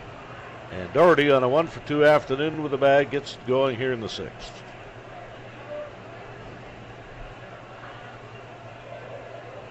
And here comes the numero uno, the first pitch of the inning, and it's going to be low, 1 ball, no strike.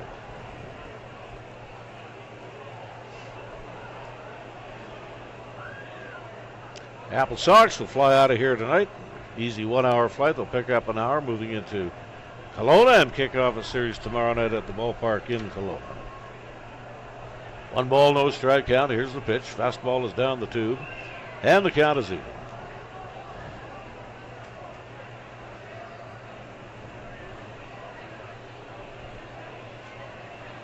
And the Hawks back out on the road Tuesday night in Victoria. 3 there, 3 across the drink down in Port Angeles, Washington, and followed up with a 3-game series in Nanaimo. That'll be it.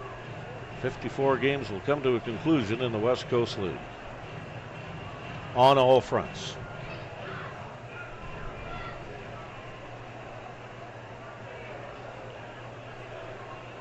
All 3 strike 1. Pitch was down and away. Riverhawks go into play today at 26-18. Teams that they have to be better than or try to catch. One is Bellingham at 27-17. Victoria is 23-21. They got to be better than them. And the Nanaimo Night Owls as well. And the 3-1 pitch. Ball's popped up into right field. Long run in here for Ahadat Tabata, and that'll be a base hit. Doherty uses all fields like all good hitters do. It's a very good at bat for Doherty, and it's interesting. Halen Knoll is trying to keep that ball down. Again, get the ball on the ground. He got it up a bit, and Doherty made him pay. And Evan Cloyd will be the batter. Nanaimo at 21-23. And Edmonton will play all those clubs, Victoria, Port Angeles, and Nanaimo in order. 9 games in 9 days on the road out on the West Coast. Down and away pitch, 1 ball, no strike on Evan Cloyd. And we're starting to see some action in the Riverhawk bullpen. Knoll's up over 90 pitches right now, so. And here's the 1-0 delivery. Ground ball left side to Sear on the cow. He does the pivot, throws a strike to the bag. Ground ball double play. I don't keep track, but that's got to be about 10 ground ball double plays in this homestand. Tremendous. And again, we've talked about this last night. 3 double plays. Here we're going again. And real nice job by Vasseur starting it off. And the cow to Lenahan to finish it off. Vasseur and the cow, they go together like ham and eggs. They really do. But again, it all starts with Knoll keeping that ball on the ground. That's where it starts. Castagnola is up there, the right-handed batter, and the pitch to him is too high. 1 ball and no strikes. Edmonton with a right-hander loosening up in the pen. 5 2/3 innings under the belt here today for Halen Knoll. That'll get him 52 innings of pitching on the year. Second in that category on the club is Kabitovich. He's got 31 in the third. And Tate Deering, 28 and 2/3 innings.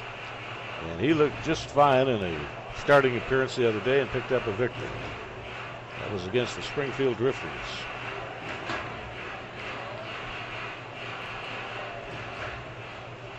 Noel draws a gaze down the gun barrel. He throws into the wind and he throws the strike. Right down the middle at 84 miles per hour.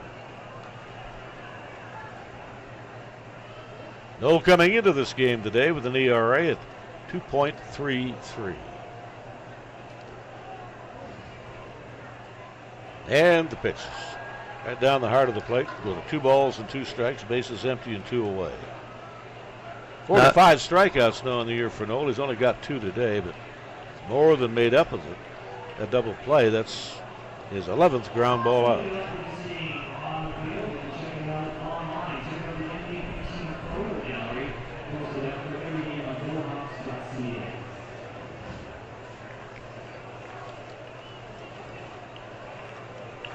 Pitching was excellent last night for the Hawks. The win went to Fernando Palencia, 7-inning distance. And a ground ball to the right, and the cow was up with it onto the bag, and then Will set down the side. Palencia's pitching line yesterday, 7 innings, 2 runs, both of them unearned runs, 5 hits, 2 Ks, 2 walks, and a hit batsman. As we move to the bottom half of the 6th inning, our matinee contest this afternoon from Remax Field. I hope we're going to give him another inning. I don't think they will. He's at 99 pitches.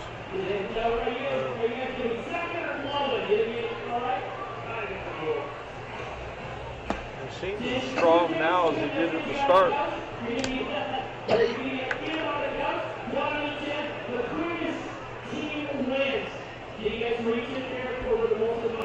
Okay, here we go. On the count of 3, 2, 1, race! Go around!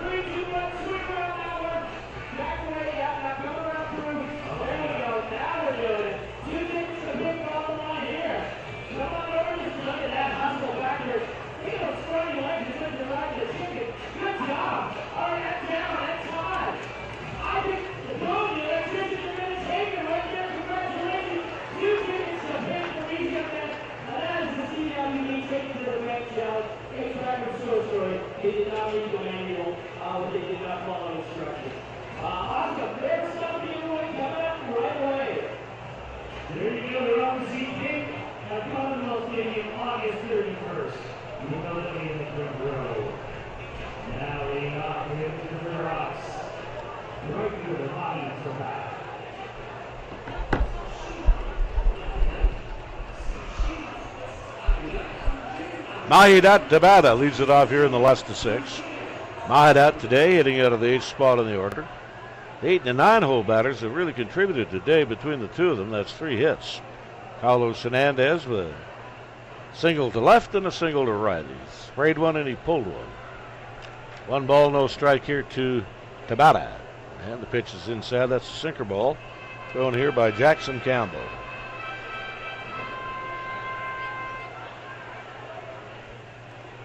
On in relief of Cam Hoyland, the left-hander that started the game.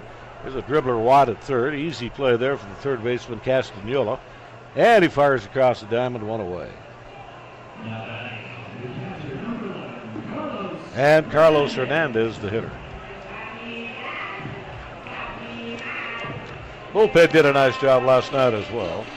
Brendan Lepke worked an inning, 1 hit, 1 strikeout, 1 walk. Tyler Jans pitched the 9th inning. He's a big fireballer. He just rears back and bring it. Big 6'5" barrel-chested right-hand pitcher. He walked the batter, 1 inning, 0's over. And the pitch, full swing and a foul, dribbled back. 0-1 to Hernandez.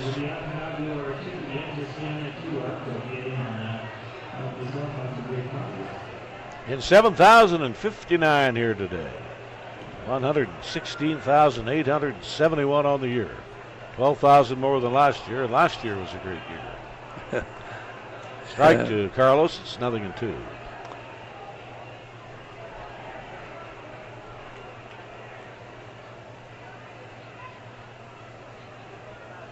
And the 0-2 pitch, it's a roller up the middle. Morisaki to his left, gathers it in, sidearms to the target, and there's 2 gone. And Taichi Nakao is going to be the batter. Good pitch by Campbell. Kept that ball down, and Hernandez grounds out. Campbell, his 10th relief appearance, 17 innings, 17 hits, 13 runs, 9 earned runs. Got 12 strikeouts against 8 walks. No record and a 3.78 ERA. Nakao, the batter, up there with the bases empty and 2 away. Fully back on the middle infield. Midway on the corners, the outfield is straight away. From the set position, the pitch, a swing and a foul coming back. Nakao just missed that pitch. Strike 1.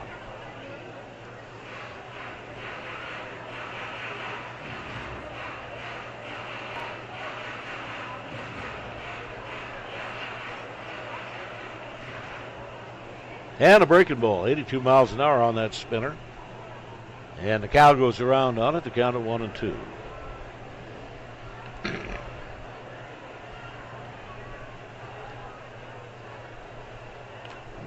Breaking ball down and away. Count even a 2-ball, 2 strike. Should the Riverhawks be successful on their West Coast swing, they'd be play-off baseball here on August 10th. We certainly hope they are successful. And I have a feeling they will be. I'm a bowl is half full kind of guy, not half empty. That's right. And here's the 3-2 delivery, down and away, ball 4 to Nakao. Campbell had him in a 0-2 hole, but he lost the batter. And Sam Kane, the hitter. Now Kane, again, I think he's kind of due. He's been swinging a pretty good bat, but struggling a little today. And here comes the pitch to Sam. Playing out in left field today. These next few days, they probably figure him to play a little bit of second base. As they are losing players, William Vasseur is done at the end of this contest. I think I'll throw to first, and a pretty good one. Right where the runner came back to the bag, Perry slapped down the tag. Now the big lead taken by Taichi Nakao. 1 ball, no strike on the batter.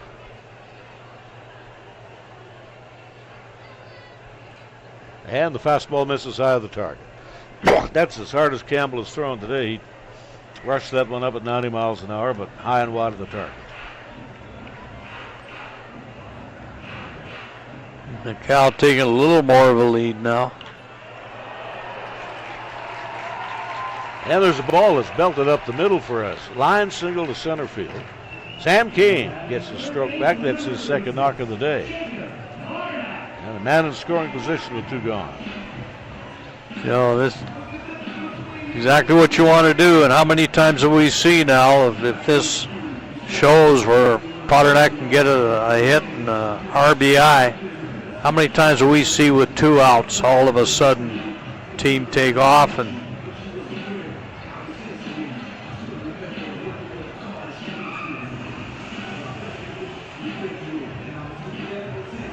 Potterneck today has popped up. He's flied out twice. And off he does that is very, very seldom. Potterneck, 40 runs batted in, leads the league. And leads the ball club with a .350 batting average. And has had just tremendous play at third base. Here he snags one right out of the catcher's mitt, and it's just fouled down the left field line.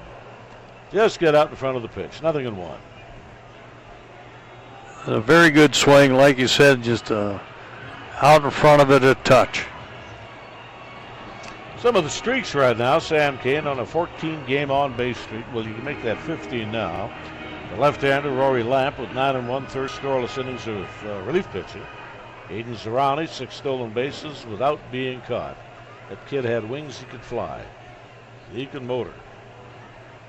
Look, the second, here comes the 0-1 pitch. Otternack hits the ball out into the right field gap. He got under it just a little bit. Max Hartman ranges on over to make the catch, and that will retire the side as Otternack flies to center.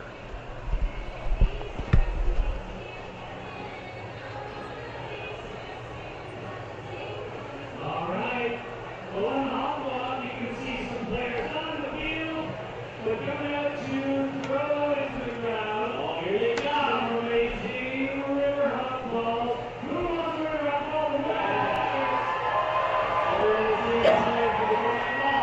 We got Jackson Shem from the marquee. Now Kimberly, he works in as well.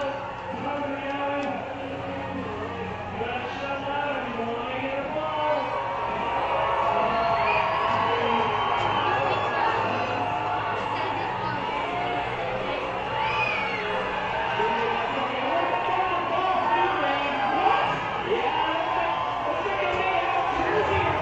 Who was it?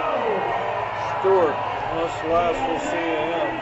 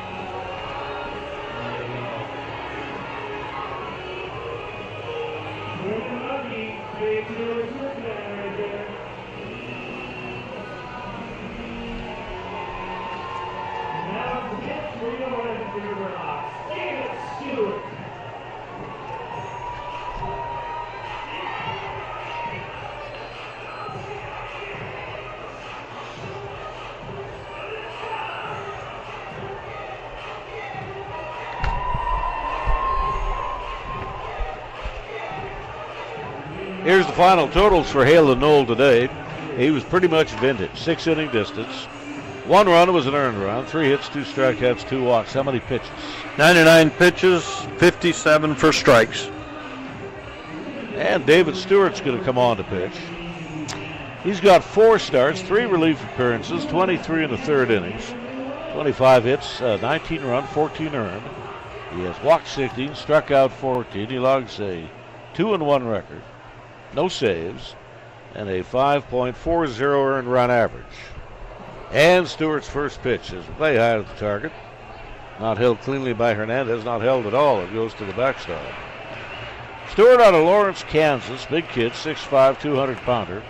A senior out of Texas AU Corpus Christi. And Cannon Peary, the leadoff batter. And Stewart misses high with the pitch. 2 balls and no strikes. Again, the totals for Knoll. 6-inning distance today, 1 run earned, 3 hits, 2 Ks, 2 walks, and 12 ground ball outs.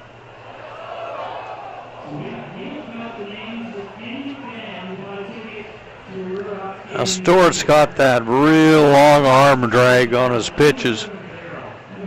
And when that ball comes over, boy, it is flying.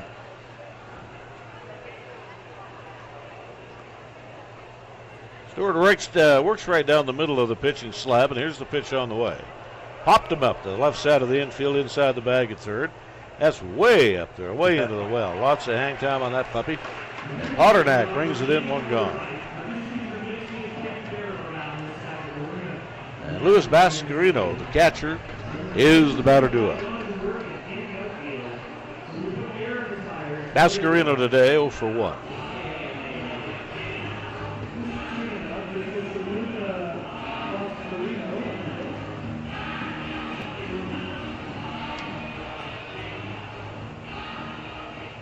He struck out in the second inning. He drew a walk in the 4th. And David Stewart comes to him. Ground ball wide to third. Otternack dove to his left. He put leather on it. Couldn't hold it cleanly. That'll be an infield hit for Bascarino.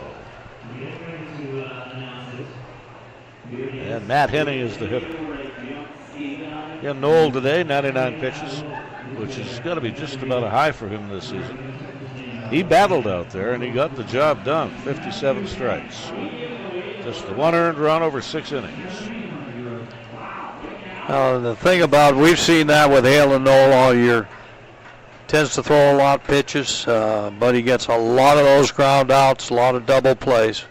That'll give him 52 1/3 innings on the year. And he, of course, led the league in innings pitched last season. He was the pitcher of the year.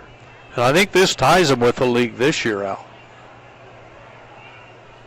1 ball and no strike here to Henning. 8-hole batter in the AppleSox order. We're in the top half of the 7th inning. And the pitch. High pop up, short center field. On the run back is Tai Chi Nakao. Makes an over the shoulder catch. Had his arm cocked. He took a look at first base, knew he didn't have a play. That is really one of the ways you judge a middle infielder, short or the second baseman, how far back they can go in a pop fly to the outfield. Exactly right. And, it was the right call. Watson stayed off it. Nakao, we've seen him do this over and over again. Over the head catches. Excellent hand-eye coordination. Morisaki, the shortstop. Nakao's going to play fully back on the right side of the diamond and pretty much right between the bags of first and second base to play this guy to pull the ball. And the pitch, strike call on the outside edge. 0-1 to the batter.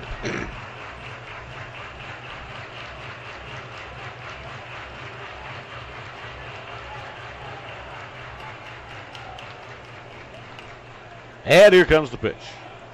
Fastball is outside. And that ball just missed outside. Good pitch. Some of the team streaks this year, the Riverhawks are now on a 44-game streak. Continuous games without being shut out. They have managed to get off the skunk line in 44 consecutive games. Only team in the league to have at least 1 run in every game played this year. Down to 2 balls, 1 strike on Morisaki. And the pitch fouled away. He took that right off his foot, Al. He's feeling it.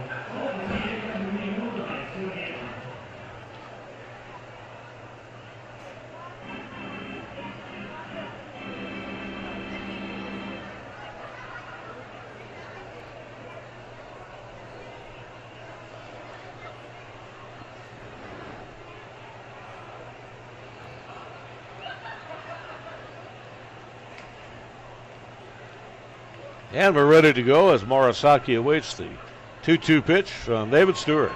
Breaking ball, bottom fell right out of it. 75-mile-an-hour overhand curveball. Gets the job done as we move to the last of 7.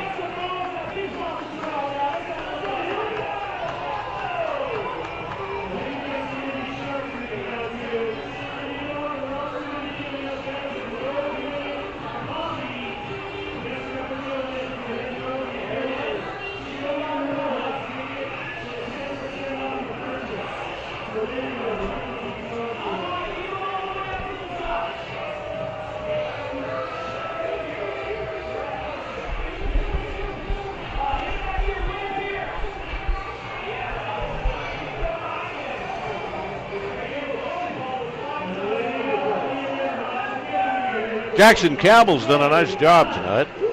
2 2/3 innings of scoring scoreless relief. Faced 4 batters in the 5th. He faced 5 batters in the 6th inning. And Trey Dunn will get it going here in the 7th. And Dunn takes a strike. 1-for-2 afternoon. Brett Lenahan and William Vasseur are the batters due up. Middle infield is fully back. Castellano and Peary are midway at first and third. And the outfield is straight away.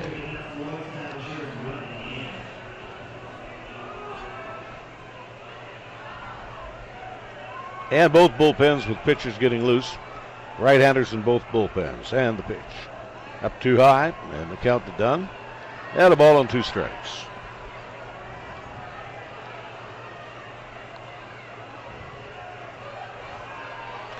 Dunn, for a big man, he can fly pretty good. He legged out an infield hit in the 3rd inning. And there he's going to take a strike called, and Dunn is erased, and that'll be strikeout number 2 for Campbell. Again, that's that outside pitch. Looks outside, but he's been calling that a strike pretty well all day. And Lenahan will be the batter. This season, the Riverhawks' record against North Division teams, they're 4-2 against Victoria. Against Wenatchee, they're 3-2. Kamloops 4-2. 3-3, and they will not see the Falcons anymore from Kelowna. 4 wins, 2 losses against Nanaimo, 2-4 against Bellingham, and 3-0 against the Port Angeles Lefties, and they'll see them on this next road trip. Pitch was in there at 81 miles an hour. Foul to the backstop here by Lenahan. He'll complete his 4th and final season at UBC this winter and play next spring for the Thunderbirds. 0-2 on Lenahan. An outside pitch. Infield tonight, Morisaki at short, Bean at second, Castellano your third baseman, Peary at first, Henning, Hartman, and Doherty, the outfield left through right. The pitch, the bat goes flying, and it's a pop-up just to the left of second base. The shortstop Morisaki is camped under that. 2 gone, Lenahan is erased. And William Vasseur is going to be the batter.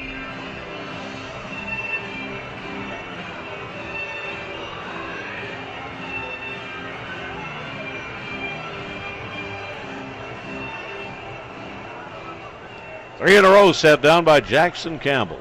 Does not work out of a windup. He works out of the set position, strides forward, and the pitch is rolled into right field or left field. William Vasseur gets his 2nd hit of the day. And he jumped on that first pitch. Nice level swing, and he lined a bullet into left. Got the ball a little inside and up in the zone a little, and Vasseur got around on it really well.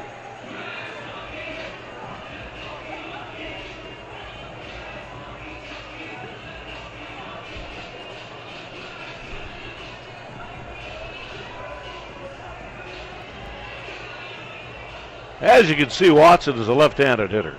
And that's an advantage to him with that speed he's got. You're 2 feet closer to first base, batting from the port side than you are from the right. Fouls the pitch away, strike 1 to Watson.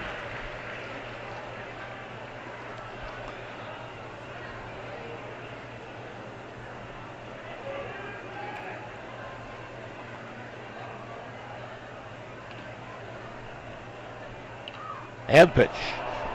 Get that off the high end of the bat and fouled it away. 0-2 on Rex Watson. Now Rex Watson, right out of high school, going to go freshman at University of San Diego. Very coachable young man. Has worked hard all summer to improve his game. And it's a 0-2 pitch. It's a ball that's raised out into right field for a base hit. Watson gets it done. His 2nd hit of the afternoon, puts men at first and second. As we try again for a 2-out rally. And Mahidat Tabata will be the batter.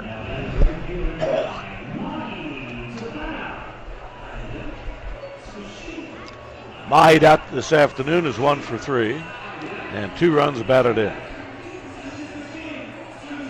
And he's got good power. We've seen him get extra base hits into the power alleys as well as down the lines. And the pitch from Campbell is in there for a strike, 0-1. Starter today was Cam Hoyland. He went a 3 1/3 inning distance, 4 earned runs, 7 hits, 1 strikeout and 1 walk. And both bullpens are now idle as we speak. And here's the kick in the 0-1 delivery. Curveball down and away.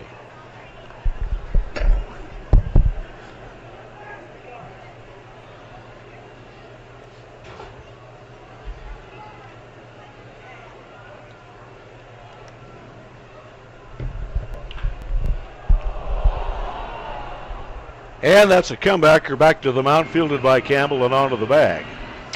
And that 2-out rally fell a little shy. No runs and a pair of hits, 2 men left as we move on to the 8th inning. Is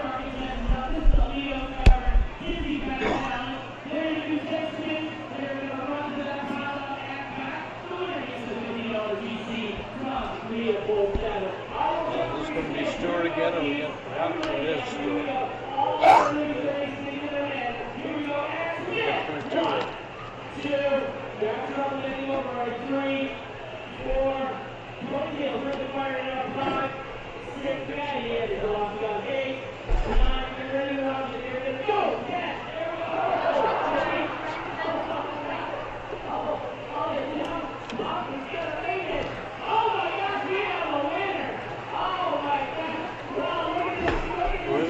Brandon Burnett.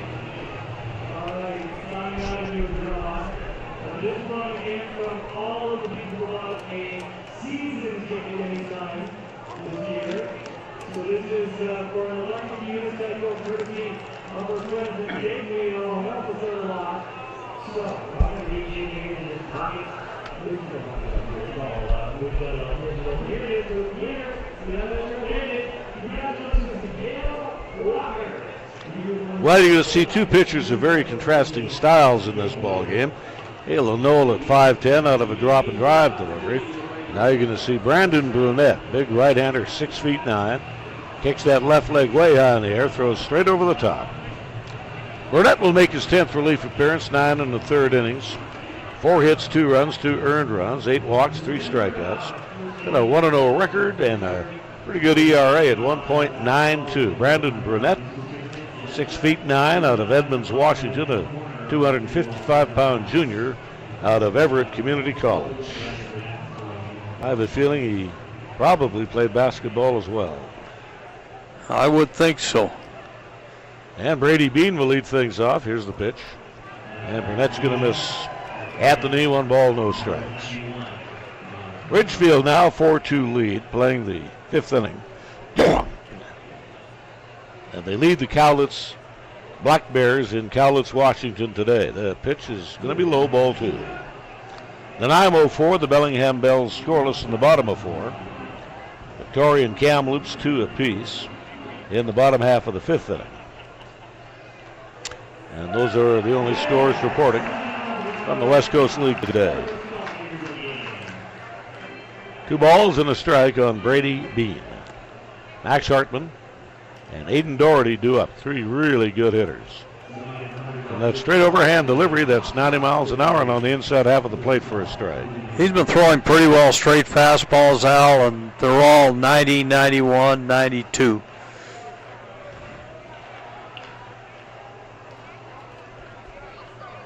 Off day tomorrow, then it's back on the road. 3 in Victoria, 3 in Port Angeles, and 3 in Nanaimo. 9 games, 9 days on the West Coast swing. Regular season play will end on the 7th, the Wednesday, and the playoffs will get going on the 9th and the 10th. Burnett inside with a pitch, and that'll bring the count full, 3-2.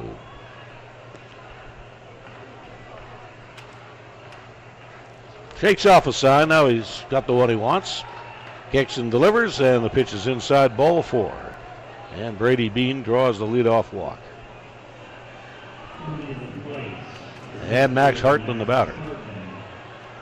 Last 2 times up, he's hit the ground ball out. He drew a walk, stole it back, and came in to score in the first inning.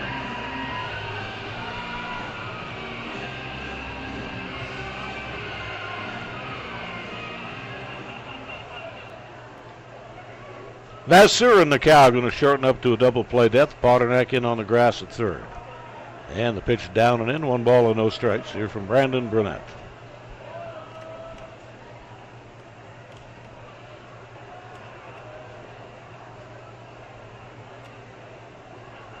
And here comes the pitch.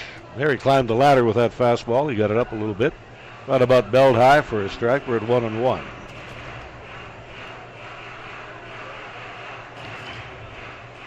The key for Burnett is to throw strikes. He's got a very good fastball, but he is a little wild. 2 balls and a strike on the batter. Riverhawks have a right-hander warming up in the bullpen. And here's the 2-1 pitch. Hits it in the air to left field, down the line, on the run over is Sam King. And that ball is going to fall in. That'll be a double. And just like that, you've got 2 men in scoring position. Just landed fair.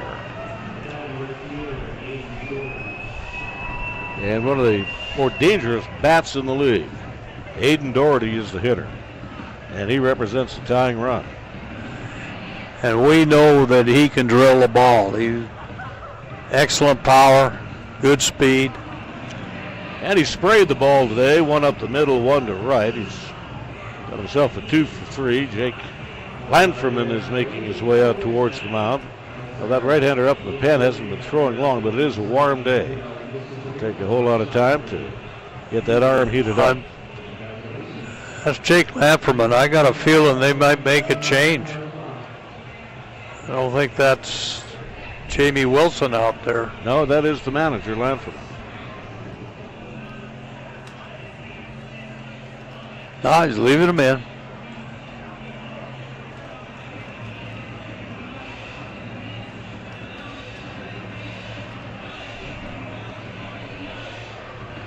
You got a .343 batter coming to the plate on a 2 for 3 afternoon.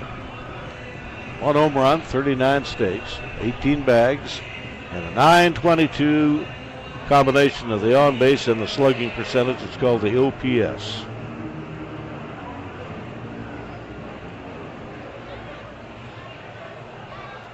A ground ball here to the left side. They'll try to freeze the runners, go to first.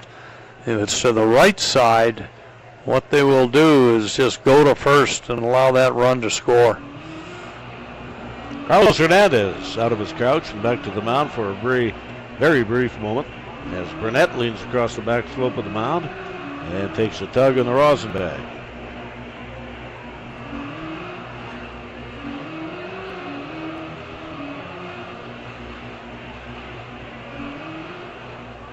And here comes the first pitch. Ground ball to the left side. Vasseur chases it down in the hole. He won't have a play anywhere. And Bean is going to come in to score. Hartman will go to third on an infield hit by Aiden Doherty. Doherty's showing this entire series. He's done a real nice job of getting the ball through holes. Excellent try by Vasseur there. Got the ball, but there's no way he could make a play. And Evan Cloy, the designated hitter, the batter up. That's going to do it today for Brandon Burnett as manager Jake Lanferman makes his way out to the mound, and we'll be back shortly.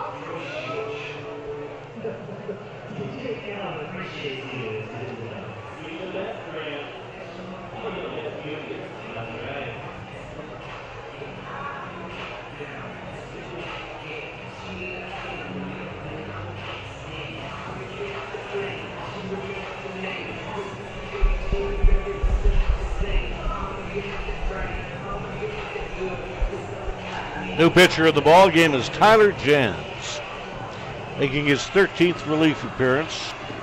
Jans with 11 and a third innings, 9 hits, 3 runs to earn, 5 walks, 13 strikeouts, 1 win, 1 loss, 3 saves. And he's done a nice job this year. 2.38 earned run average. 4-2 ball game, nobody out. Runners on the corners. Evan Cloyd is the hitter. And a 3-batter inning for Brandon Brunette. His totals have yet to be determined. And the pitch. Tyler Jans is high with a fastball. That was at 92 miles an hour. Ball 1 to Cloyd. Sarah Nakau at a double play depth up the middle. Potternack midway at third. And the 1-0 pitch. Strike calls as Tyler Moore in the plate umpire. 1-1. Jans has done a nice job this year. He really has. Tremendous improvement over last year. Excellent fastball. It moves well. He's had a lot better control this year. And here's the 1-1 delivery. Strike on the outside corner, belt high. And he really turned the dial up on that pitch. He just reared back and brought it. 94 miles an hour. Might be the hardest thrower in the club.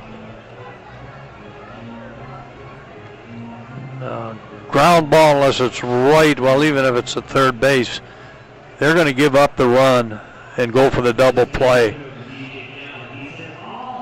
The key here is if Jans can get a strikeout and then set the double play with 1 out. 3 saves for Tyler Jans. He's got a win, he's got a loss. Win out of the bullpen, loss out of the pen. He's not started the game. It's his 13th game in relief. Heading the count at 1 ball and 2 strikes.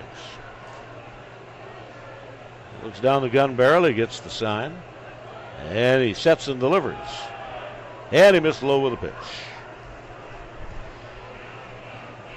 Jans, a St. Albert ball player, 6'4", 225-pounder. A senior out of Louisiana, University of Louisiana down in Monroe. 2-2.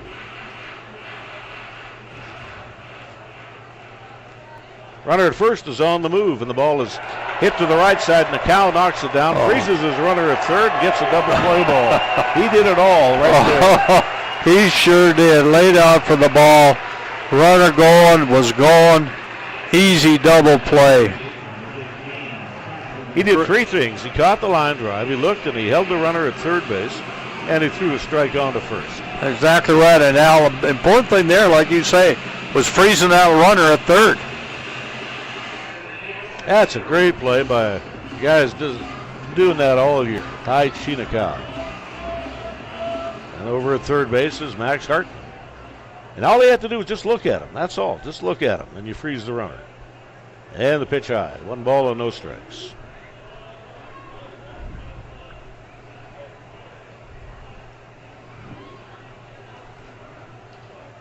Castagnola, the batter up there, right hand hitting third baseman.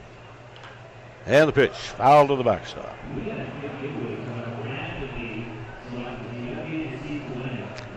That time around, it's not a ground ball double play, but it's still a double play. We have turned a pile of them in this homestand. Boy, it's been fun to watch. And this one was very different. Extremely well played by Tai Chi That ball was Nakau. kissed, too. That ball came off the bat. He barreled it real good. And Nakau makes a real nice fielding play. Well, As it was what made it possible, they sent the runner at first. So That's exactly right. He had And no chance whatsoever. He was between the devil and the deep blue. and it enabled Nakau to hold that runner on third, gave him the split second he needed, and look at that, okay. 84 mile an hour, that was either a slider or a cutter. It's on the outside black, and wow, what a way to end an inning that did not look promising. Strikeout here for Tyler Jans. Looked very promising early in that inning with nobody out, a run scored, men on the corners, and then that tremendous play by Nakau, and then the K from Tyler Jans. I would think we'll see him come in to pitch the 9th inning. It is now a save situation. But it's a run on a pair of hits, one man left as we head to the bottom half of the 8th.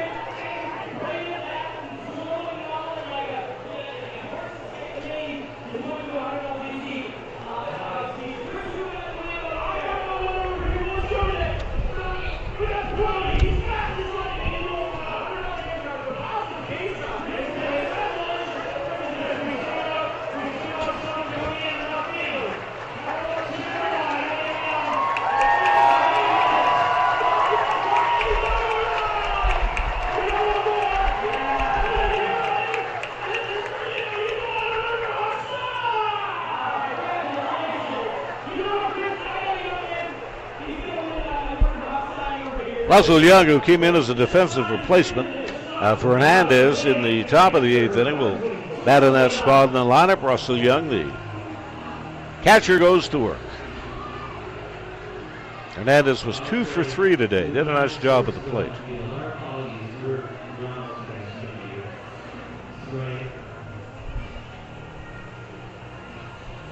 Tai Chi Nakau and Sam Kane are due up here in the inning.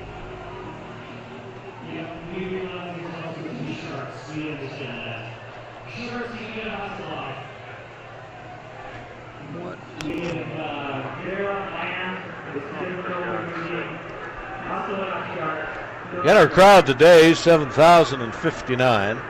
Gives the team 116,871 on the year. Right around 12,000 more than they drew last year. And they drew outstanding last year. They drew really well their first year. This club is very quickly getting a cult following.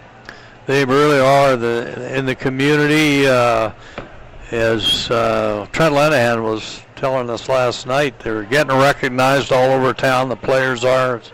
It's kind of neat to see, and fans have a great time at the ballpark. There's so much going on. Jackson Campbell rocks on the rubber and delivers, and the pitch is going to be inside. That'll go to a 3-ball, no strike count. That double play by Nakau, I would think, is maybe the best infield play we've had this season.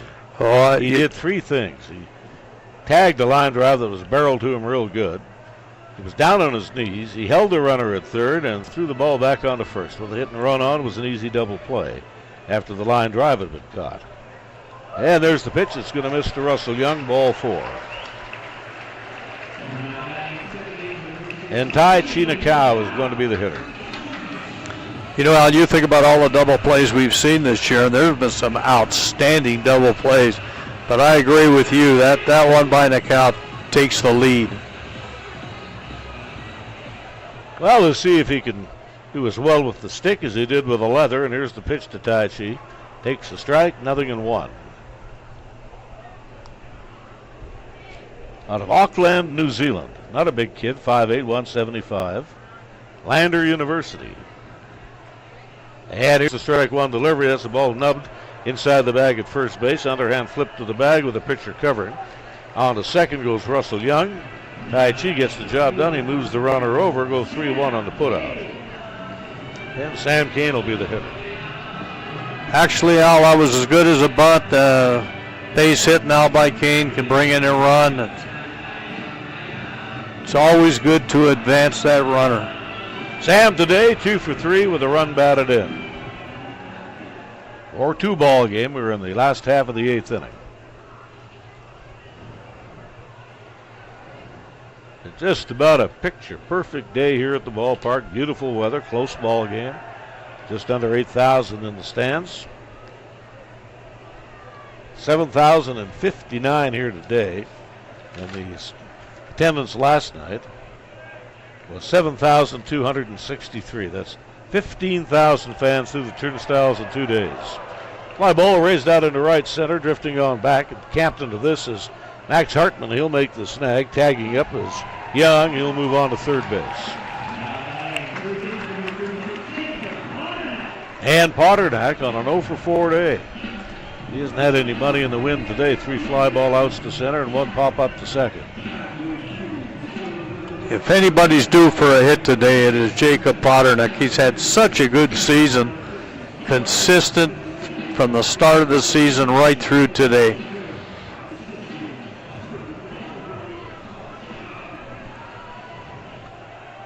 Attending the University of Sacramento.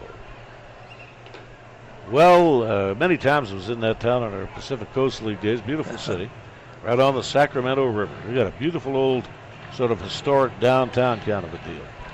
1 ball, no strike on Potternack. And the pitch, he took a rip at it, fouled it back. Fastball at 89 miles an hour.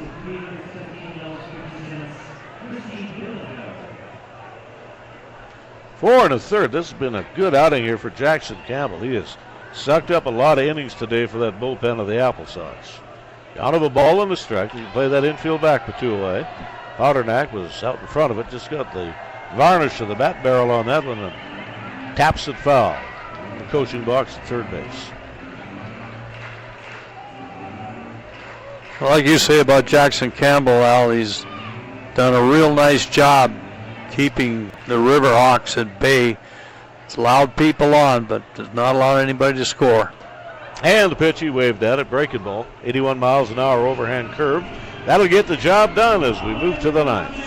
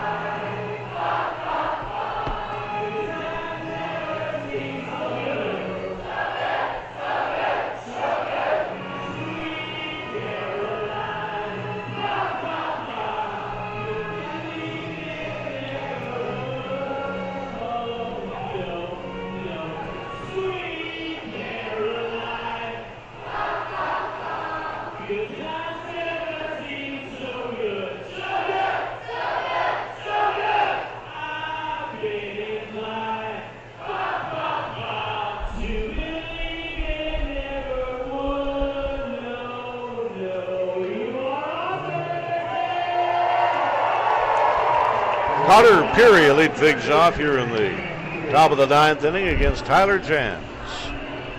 4-2, the Edmonton Riverhawks lead. As we move through this inning, we'll Make our final check of the Major League scoreboard today. Jan's first pitch in at the knee. Arizona 2, the Pirates 1, bottom of 6. Giants lead Colorado 3-1 in the top of 6. And the Angels have a 7-6 lead on the Oakland A's at Anaheim Stadium today. And that is in the bottom of 4. Ball game you can see tonight on the tube if you wish. The Boston Red Sox will host the New York Yankees. Game will get underway 5:05 Edmonton time. Tampa Bay winners over the Cincinnati Reds 2-1, and Baltimore defeated the San Diego Padres in interleague play. It was an 8-6 final tally. Here's the pitch, swing and a miss. 92 miles an hour on that gas, and Jans gets his second K of the afternoon. 3 pitches, 3 strikes. And Luis Mascarino is the batter up. Cleveland a winner today over the Philadelphia Phillies 4-3. Toronto Blue Jays win their series with the Texas Rangers, winning the final 2 7-3. Minnesota 5, Detroit no score. And Atlanta with a win today over the New York Mets 9-2. Chicago Cubs 7, Kansas City 3. And the Dodgers a 6-2 win over Houston. Seattle 6, the White Sox 3. Milwaukee down Miami 6-2. And the St. Louis Cardinals a 4-3 victory over Washington today.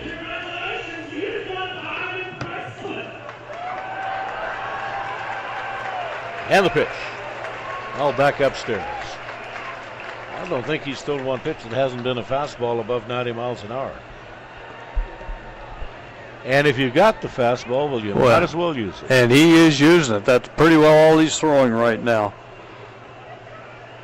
Mascarino today is 1 for 2. And the pitch, he just blew it right by the batter. Another strikeout for Tyler Jans. 92 miles an hour. A little bit of late life on it, just a bit of sink. That was 2 fingers across 2 seams. A little pop, and that's 3 Ks for Tyler Jans.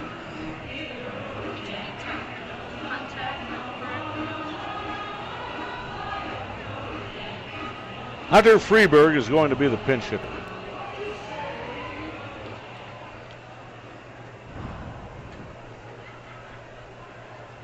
Big right-hander from St. Albert ready to go. He rocks and deals in the pitch. Off the handle of the bat, flared foul up the left side, now to play, down towards the party zone. 3 strikeouts on the afternoon for Jans. Now it's not over, but you'd have to say Edmonton has got the starting and the stopping today. Knoll, a 6-inning distance out of the starting blocks, 1 earned run. Strike 1 on the batter. Here's the pitch, on away.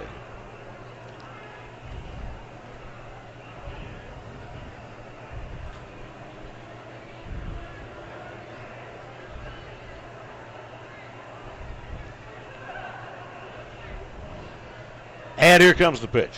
It's up a little high. Down at a 2-ball, 1 strike. Here on the batter, Freeberg, the pinch hitter. Bases empty and 2 away. 4-2 Edmonton leads.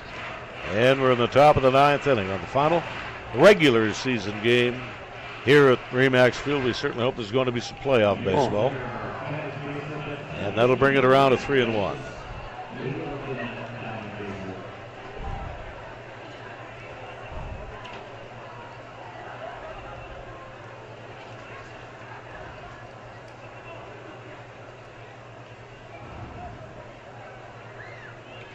Jans is ready. Here comes the pitch.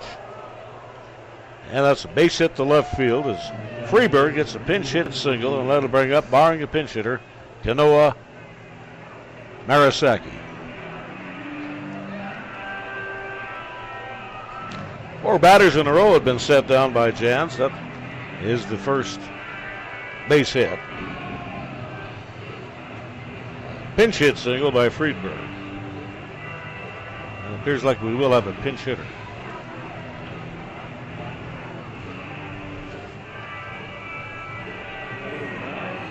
Number 7, Jonathan Fitz. Fitz a catcher and pretty good catcher. Yeah, he is a good catcher. I agree. Good tools.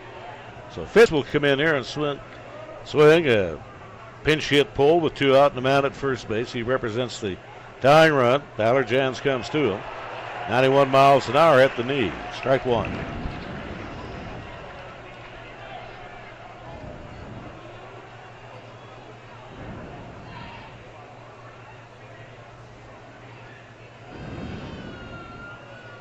And here's the 0-1 delivery.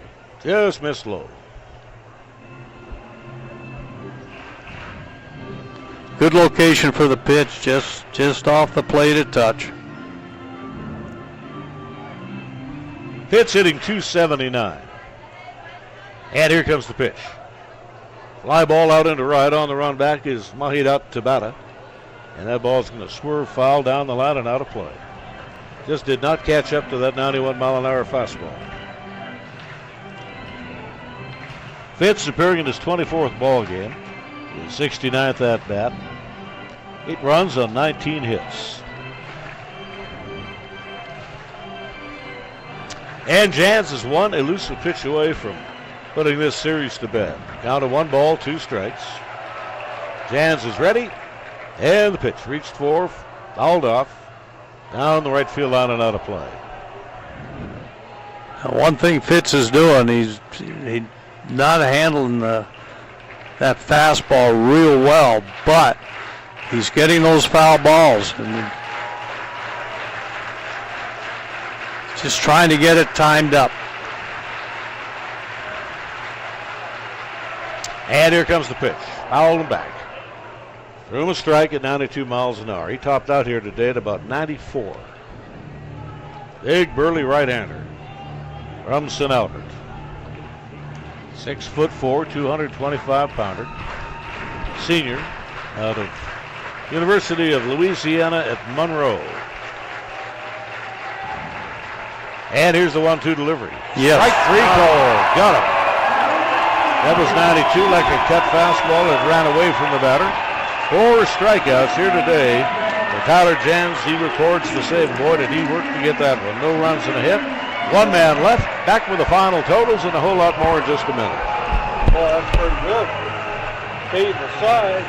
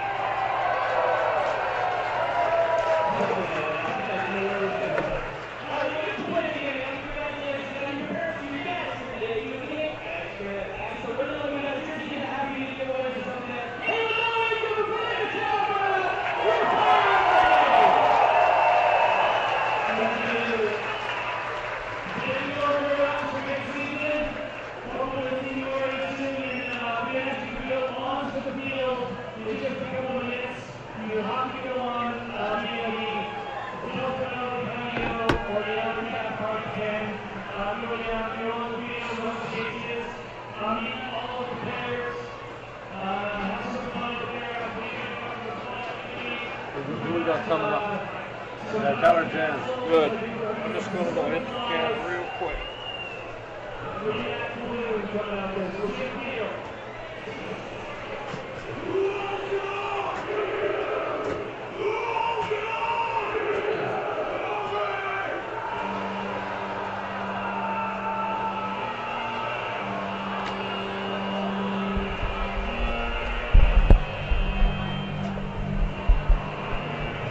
And we're back here at the ballpark. The final totals in the game today: 2 runs, 7 hits, 1 error, 7 left aboard.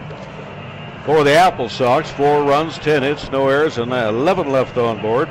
For the Riverhawks, who win the ball game 4-2. Alan Knoll, the winner.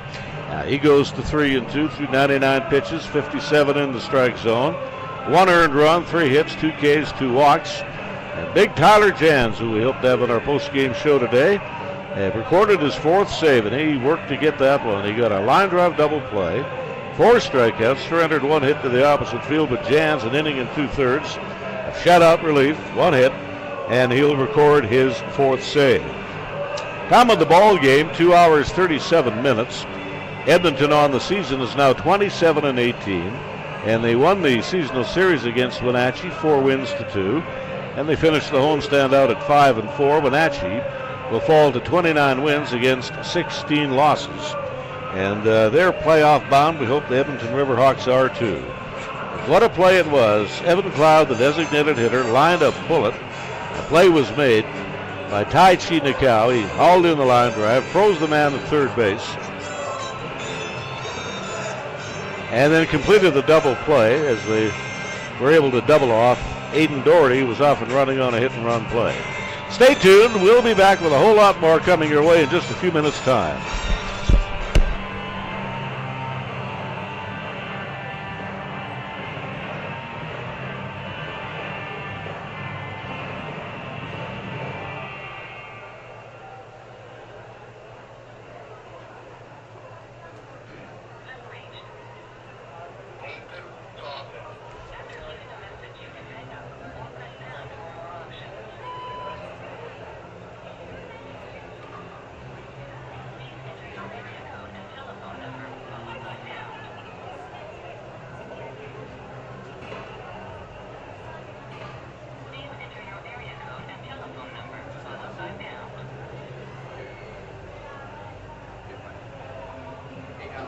Yeah. Boston just called me. He wanted me to let you know that he's going to send up Vassar, not Jans. Okay, that's fine.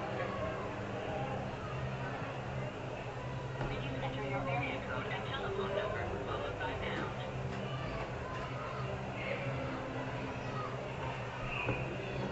Are you still there? Please make your selection.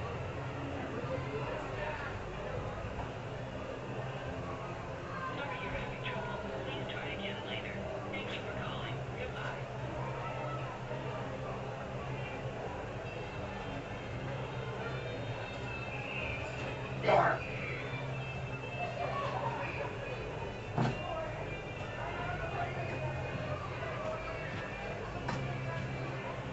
It'll be Vassar.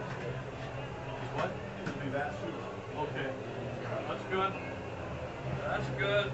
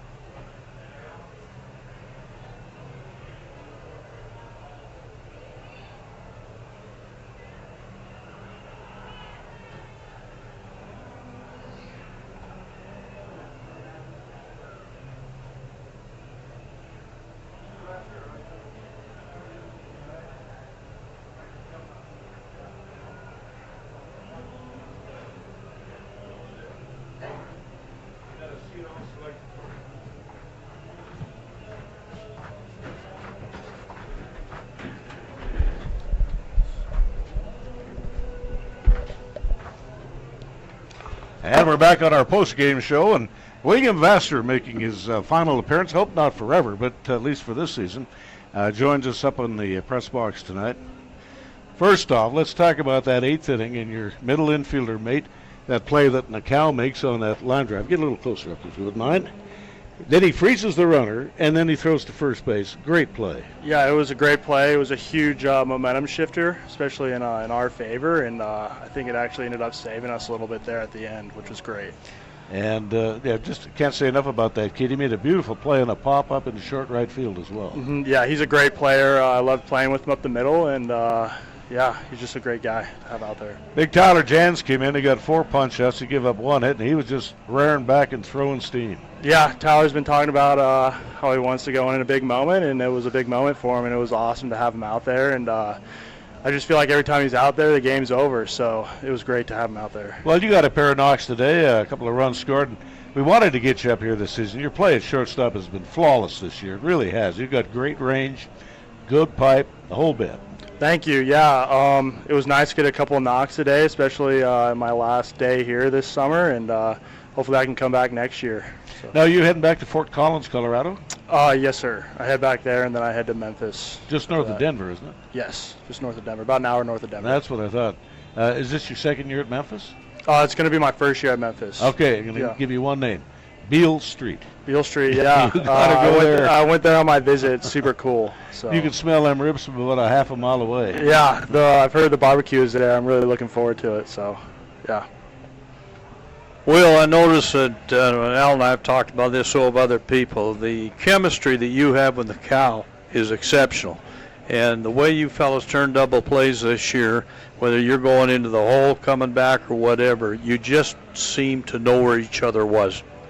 It was great because we both trusted each other at the middle this year, and yeah, it was kind of a deal where like turning a double play, it was we trusted each other and we were quick and got a lot of them turned this year. Well, Halen was the pitcher of the year last year in this league, and he went out there today, and he's just a bulldog. That's the only way I can describe him. Yeah, Halen's a great guy to play behind. His tempo is awesome on the mound, and I'm really going to miss playing behind him. Well, the big thing with Halen is too, he throws so many ground balls. It's amazing. And you fellas really play well behind him. Outstanding job. Yeah, that's why I love playing behind him, is because we get a lot of action, especially Taichi and I up the middle. And, yeah. 12 ground ball outs today. Yeah, I didn't know it was 12, but that's a lot. Yeah, yeah, it sure is. Hey, look, you have yourself a real good off season, and come on back here next year. I will. Thank you. All right. Michael Vassar has done a tremendous job for this club at the shortstop position this year, and we're surely glad to have him up here today. Thanks a lot, Will. You bet. Still play short down there, or are they looking at you? Well, I think we'll take a quick look at what's going to come up here in the next week. Now, going into the last 9 days of the season, Wenatchee sits now at 29-16. The Edmonton Riverhawks are 27-18. Victoria is 23-21. Nanaimo is 21-23. Now, the Riverhawks have got to be better than one of those two ball clubs, and if they are, then we'll have playoff baseball at the end of the first week of August. In fact, I believe the date penciled in would either be the 9th, or actually it will be the 10th of August here at Remax Field. I can't tell you who they're going to play. I can't 100% tell you that they will be there, but I am 99% sure that they will be there. And for the first time, we've had a lot of firsts this year, John, so let's have a playoff game too. Oh, it would be great. I mean, to set a record for attendance as this team has 2 years in a row, and to come in with the season that they had on the field, we have not seen so many double plays. We talked about it earlier in the week, Al. This whole year has just been an amazing year for the Edmonton Riverhawks in their third year of action. So again, the Hawks are now 8 games back up on 500, 26-18, and with that wonderful job that they did, in fact, we'll revise that. It'll be 27-18 with that win today. 9 games better than 500. And I think what's going to propel them into the playoffs was their excellent one-loss record in the first half. I agree, and that could definitely not only get them in the playoffs, but get them the home game. That's what they're looking for. Edmonton wins the series 4-2, and they win the homestand as well. They take 5 games out of the 9 games played as they take tomorrow off, head into Victoria, and then down to Port Angeles and finish it up at Nanaimo. Like I said, I believe the bowl is half full, not empty, and we'll have playoff baseball here coming up on Friday night, the 10th of August. And what a great way to finish out what's just been a dream year. It certainly has. Again, the final attendance on the season, 116,871, 7,059 in the ballpark today, and they were treated to a real good one, a 4-2 Edmonton come from behind victory. And the man we had up here is our guest, William Vasseur, with a great season. Vasseur going into play today was batting .291. He'll probably be about .295. He had 2 hits and 4 tries in the ball game today. Best of luck to the ball club on the road swing, and we will be back with playoff baseball. I can't guarantee it, but we will be, trust me, and that'll be on Friday the 10th of August. So I think until that time, you have yourself a very pleasant Sunday afternoon, and so long, everybody, from Remax Field in Edmonton. Let's go get a beer.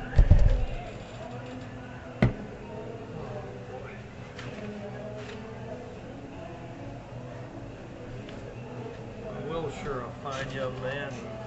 We've had good guys come up here this year. Yeah,